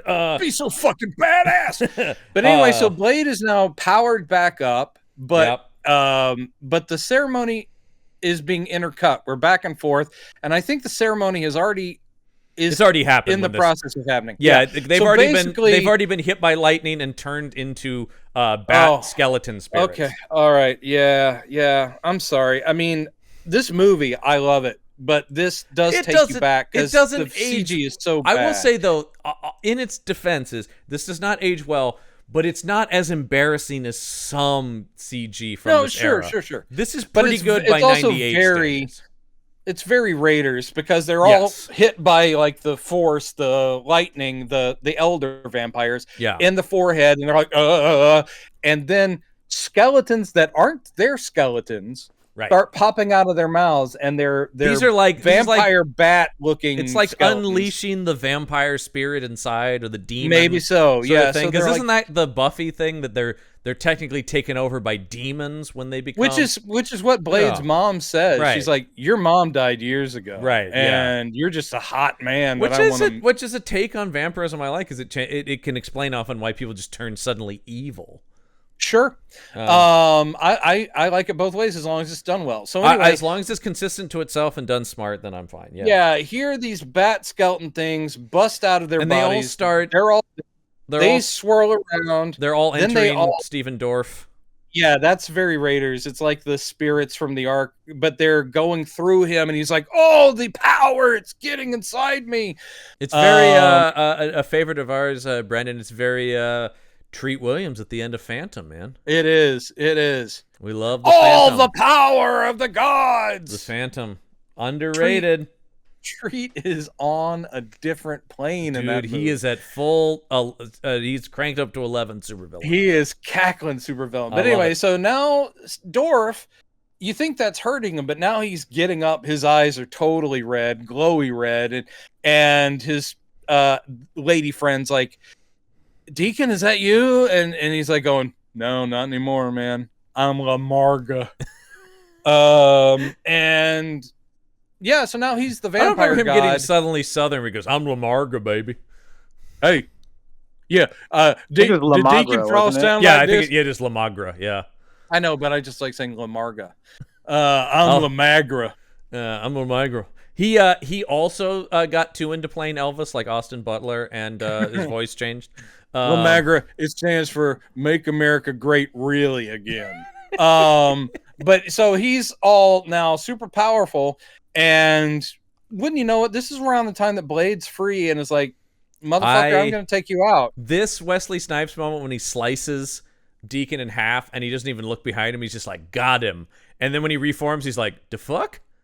Yeah, it's pretty great. He literally chops him in half, and they do this bad CG. But I mean, again, I'm forgiving. I know it's 1998. Yeah, I mean, for 1998, this is good for 1998. Pretty. I mean, like, he literally slices him like right through the middle, but then Stretch Armstrong-y, the top and the bottom. It's a cool idea. The CG's a little, computery, but I like the design of it. They separate, but they're still connected by this column of magic blood, and it snaps him back into place, and he just sort of smiles at Blade, and Blade's like, shit! Yeah. And so the fight gets, awesome, and there's sword fighting, and they do the very typical thing where it's like, okay, main bad guy fights main good guy, main bad guy will have a badass female cohort, and that person will attack the love interest. Yeah, that's it's like the guy versus the guy, the girl versus the girl. 90s action movies were really like, well, we can't have him hit a woman. That's not so you cool. and plus this woman, similar to talking about the Matrix, another correlation. This woman is a Scandinavian white woman with bright blonde hair, and she's dressed all in white. Yeah. And you're like, okay, that was in the Matrix. But also, so she comes over, and Karen is, of course, now pretty damn capable herself. But so it's white lady versus black lady, and they fight. And it's not even like a big fight, because Karen just sort of just goes, mace right in her mouth. Which I love. She opens her mouth like, hiss, I'm a vampire.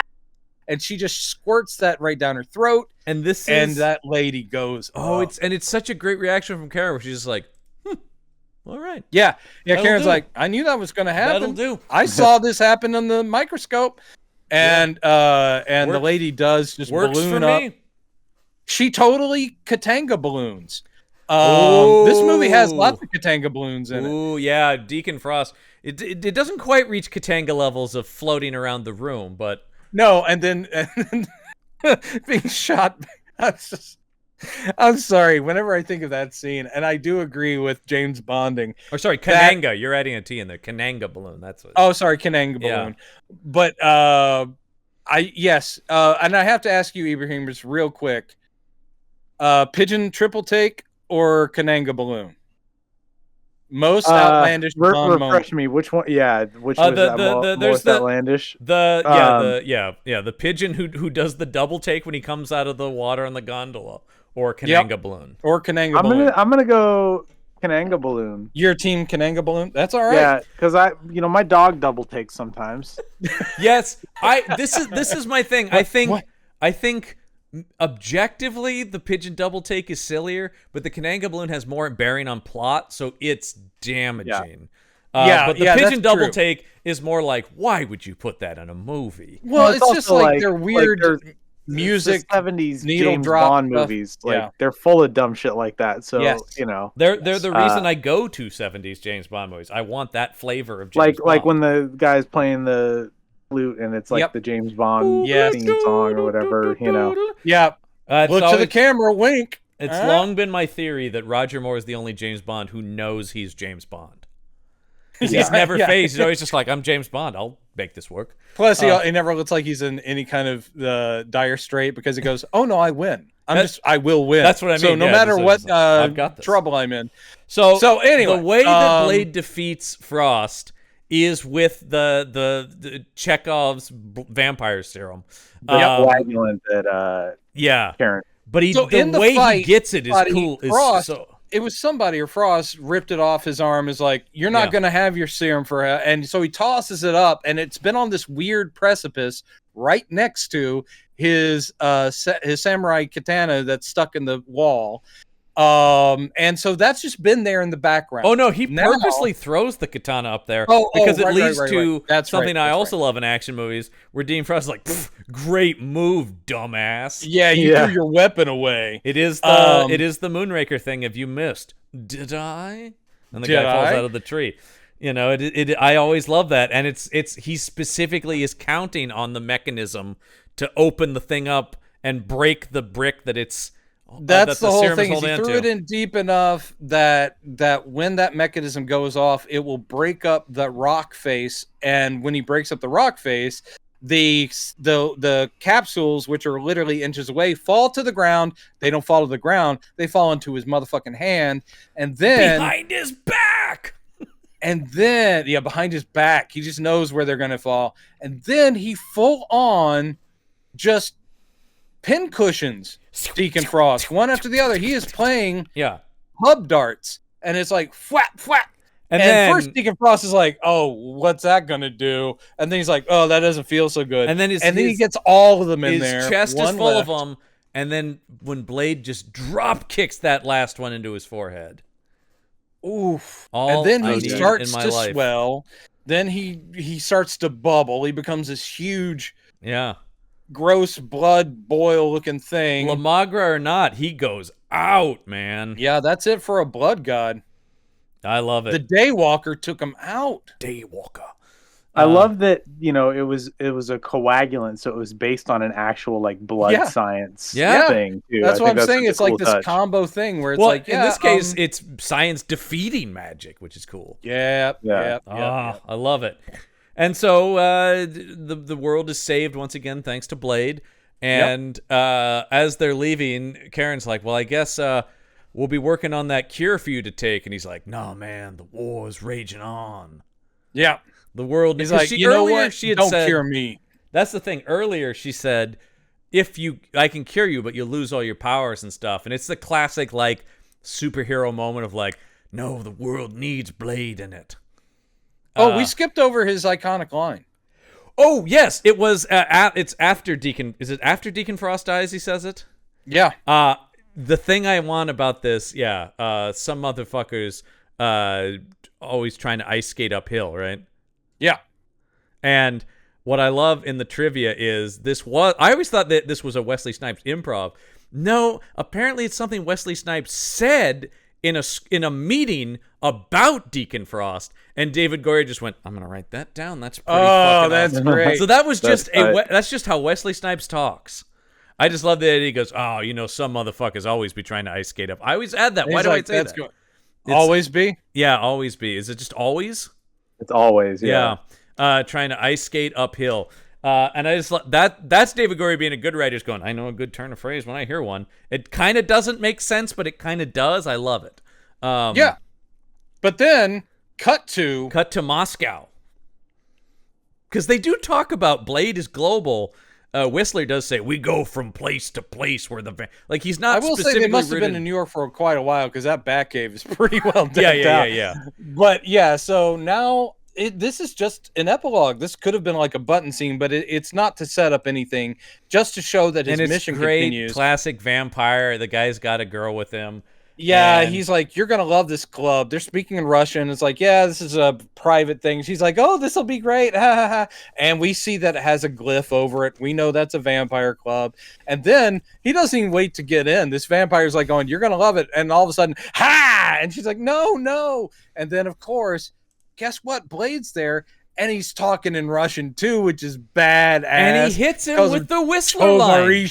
Oh, it's he hits him with the Whistler line. Catch you at a bad time. Yep. In Russian. And he swings that sword. Cut to credits, man. That's how you end a movie. And I love a movie. I love a good, by the way, it depends on the movie, but for the most part, I love a cut to credits as opposed to a fade out. It depends on the vibe of the movie, but generally I like it like the movie, like a curtain close, you know, it's a blackout like in a play. We mentioned Tenet earlier. Chris Nolan is a master of those. But also, and speaking of one of our films we've covered that we like, of course. Yes. Isn't Lost Boys that where he goes, too many fucking vampires, and don't they just immediately go to credits? Yeah. It's not like, oh, grandpa. They're just like, boom, credits. Yeah. That is great. That's also a good vampire movie. That is, and I've actually, never seen that. I gotta watch that one. Dude, you love Lost Boys. Ibrahim. You haven't watched Lost Boys? The vampires in that have a similar energy to the vampires in this. Though they're 80s cool, but it's the same idea about like we're the hip young vampires. Man. Yeah, hip young vampires who've been around for a century, but somehow they're hip for the 1980s. You'll love it, and the heroes in it know how to defeat them because they're comic nerds. Yep, there's that too, which is awesome. So, highly recommended. So, boy, Blade, the highest of recommendations, right? We always talk about whether people should watch this. This is a must-watch. Yeah, no, absolutely. This is one of my favorite comic book movies. It's one of my favorite vampire movies. And saying all that, the fact that the sequel's even better is amazing. Yeah. Ibrahim, do you recommend Blade? I mean, 1,000%. It's a movie that I watch probably at least once a year. Yeah, I go back to it a lot. Brendan, sounds like you're going to be going back to it a lot. I will be rewatching it more often just because it's been years. And like I said, I think because 2 is so awesome, people are like, oh yeah, well, kind of, it's like, no, this one is awesome.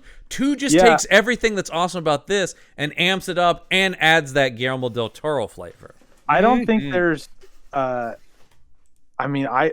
I don't have a clear winner between the two for me. It's like, I damn could close. Watch, yeah. Yeah, I could watch either of them and be perfectly And- satiated when I need that. And blade what's fix, great is you know? because you bring in Guillermo del Toro on too, it has its own flavor. So it actually does make them hard to compare in some ways because you're like, that's a totally different thing. What's Even though really it's a continuation. bad is it's like a good trilogy. Like, well, you could talk about the original Star Wars trilogy, though. You know, it has problems too. But you sit there going, "There's a definite build. Mhm. It's not a repeat." And because they have another director who's also an incredible director doing his own thing, it really feels like they're going somewhere, which is why the third movie is such a fucking disappointment. It really is. Because you're sitting there huge. going, you're going somewhere. You're taking the character into a bigger world and you just keep building. Yeah. And then the third one, they're like, oh, sorry, here's a piece of shit. Hope you enjoyed this. It's what I always cite this, and I kind of talked about it earlier briefly. It's the self-awareness problem. Yeah. It's like, they make the first one. Nobody, you always hear the filmmakers tell the story. Nobody knew what we were doing. Of course, it was it was the golden times. So they make it, and then it's a hit. And then the second one, the magic is still kind of going, and so they're able to like recapture, but they still have more to say about it. Right. And Because so the second one that's to where me you get a always good sequel out the of it. second one to me is. There's a reason the second one in a franchise is usually the best one because it's like, ooh, all the ideas we couldn't get in the first one, now we've got the money and space to do. Sure. And it's we've also set up the Alien and world. Aliens. Yeah, we can hit the ground running. Yeah, I mean, I like Batman Begins better than The Dark Knight, but I recognize that I do movie, as well. I also agree Batman Begins is the best of that trilogy. But I think culturally and collectively everybody likes the second one better, Well, and right? Dark Knight, same kind of thing. Dark Knight does a lot of the good stuff a sequel should do. It is a really good sequel. Exactly. And that's how the Blade movies were. And then the third one just gets a little too like, Well, then it's like there's a spin-off being set up in it, and you had the benefit of like not really knowing people in the first two, right? I mean, obviously Donnie Yen, you go, shit, Donnie Yen, but he doesn't say a word in the movie. But you've also got to be like a martial arts nerd to know Donnie Yen, especially at that point. Right, at that point, yeah. And you have Perlman, you've seen Ron Perlman, you kind of recognize, but like fucking Scud, what's his name? Norman Reedus. Norman Reedus, I think he was in Boondock Saints and maybe like one of the things. Which at that point was a cult hit. Once again, you kind of had to be a nerd at that point to be into Boondock Saints. So it's a lot of you still get the unknown stuff. Plus, they take what worked in the first movie, and they don't just do it again in the second one. They improve it, but they build on it, right? Well, that's what you have to do. We'll talk about it when we get to it, but beat for beat what came before. Got to be one of the great sequels. The third one, you have fucking Patton Oswalt playing basketball, and you're like, what the fuck is happening here? Yeah, like, I mean, everybody's a known Seventh person. Heaven and fucking Ryan Reynolds, You've got blind Natasha Lyonne in it. And you have perhaps one of the worst cinematic Draculas of all time. Well, it's a non-Dracula, right? Like they don't do anything. Actor I like. Oh, Dominic Purcell's a good actor. Yeah. Dominic what's Purcell. His name? Yeah, Purcell. Yeah, Dominic Purcell. Yeah. He's great, but right? You have. It was just Dominic Purcell in leather pants and a frilly shirt. Yeah, it's not his fault. There's no script for him there. Parker Posey's wasted in it too. Like it's just. Oh, she's great in that movie too. Yeah, well, because she's always great. That's the thing where it's like this movie didn't deserve somebody's talent. Well, we'll be talking about that down the line. Yeah. But Ibrahim, what's next week for us, John? Well, I'll get to that in a second. I want to make sure we plug Ibrahim's. Oh shit! I'm sorry. Oh no, I'm sorry. I want to make sure we plug because Ibrahim is an amazing comics creator. As we've said, Ibrahim, tell people what comics are out there, viewers they can check out. Most beneficial to me would be my book High Crimes with writer Chris Sabella. Oh, I love that book, noir thriller. Love that book. Thank you. My books that I've written and drawn myself, Count, which is my sci-fi reimagining of the Count of Monte Cristo. So cool. But I've added sword fights and action because the original book is very soap opera, more or less. But I do love that Kevin Reynolds movie of it. The Kevin Reynolds movie of it adds a lot of sword fights. That movie's too. great. Yeah. Which also actions it up. My love of Mask of Zorro is very prevalent, I think, in this book with the swashbuckly kind of sword fighting stuff. Mask of Zorro. That's everything. There's my book Retroactive is a kind of James Bond meets Groundhog Day type of story. Yes, also and, very cool. Yeah, so those would be, and then of course my YouTube channel. Yes. Tell you know, people that I welcome. I haven't watched any of these, and I got to. I'm very excited to check out you in Thank you, man. progress. Yeah, don't forget to smash that like button. Ring the bell for notifications. No, I have a lot of fun on there. I try to post, at least twice a month. Generally a process of a project that I'm doing, whether it's and it is impressive, like the amount of thought you put into that and the creativity. you. I'm always impressed by it. It's insane. Yeah. Thank you. I'm working on a Rocketeer figure right now, so that'll be the next video I put up. That is hitting us. With Brandon and I are massive Rocketeer fans. Yeah, talk about me too. Also one of my favorite comic book adaptations. Yeah, that movie same. is incredible. Yeah.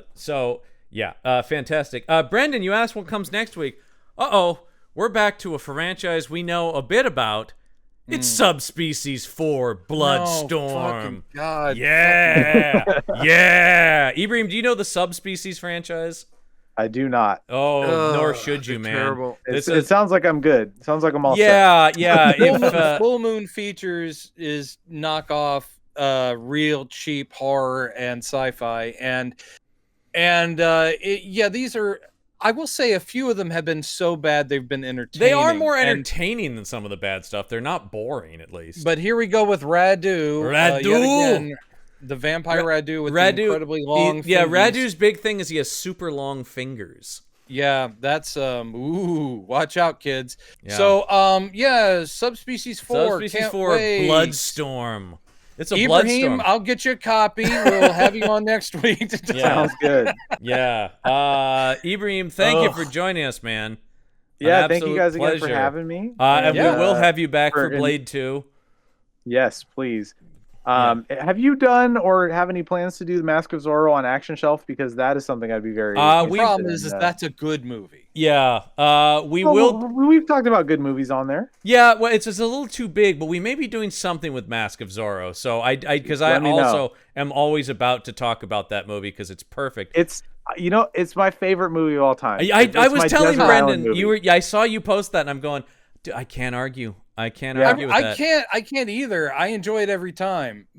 And I've got nitpicks. It's a realization I came to recently. I've always loved it, but I was like, I watched it again several days in a row. Actually. And it just still really it's okay. See, that's Batman '89 for me. That's how I feel about it was. I was making a Zorro figure, and I was like, very cool. Yeah.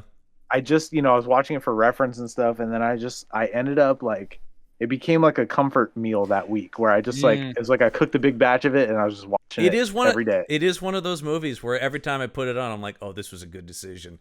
Yeah, and I always find something new that I didn't notice before. Doesn't get mentioned enough for having one of the greatest scores in movie history. It's a very good score, that too. Score is incredible. And it's another one similar to the Easy Rollins thing. We did get a sequel, but why aren't there 5 Antonio Banderas Zorro movies? I would love it if they did a Creed with it, or I guess a Mask of Zorro with it, where he trains the next one. It's been bandied about. The third generation I've seen Zorro. I've seen Banderas asked about, like, would you put the mask back on? He's like, well, if there was a script. He was quoted as saying that he thinks Tom Holland should be the next saw that. Zorro. But these things always get taken out of context. That's a tiny Zorro. To be fair, he said that when he was promoting Uncharted with Tom Holland. If you saw when Keanu Reeves did the voice of Batman in that Super Pets movie, whatever, right? Yeah. Some reporter on the red carpet was like, "Would you ever want to play Batman?" And he was like, "Yeah, play Batman. I love Batman, but Pattinson is he's doing a great job, and I'm a little old now, kind of thing." And then, of course, all the headlines were Keanu Reeves says he would love to play Batman. I remember there was a similar thing. He said something about Wolverine, like Wolverine's his favorite comic book character, and it's like, Keanu says he's seeking the Wolverine role. And you're like, that's I'm not what sure he said. the Antonio Banderas, Tom Holland thing was the same thing. They're on the red carpet for Uncharted, and he was like, I think Tom. Yeah, Tom's great. I just worked with him. He's great.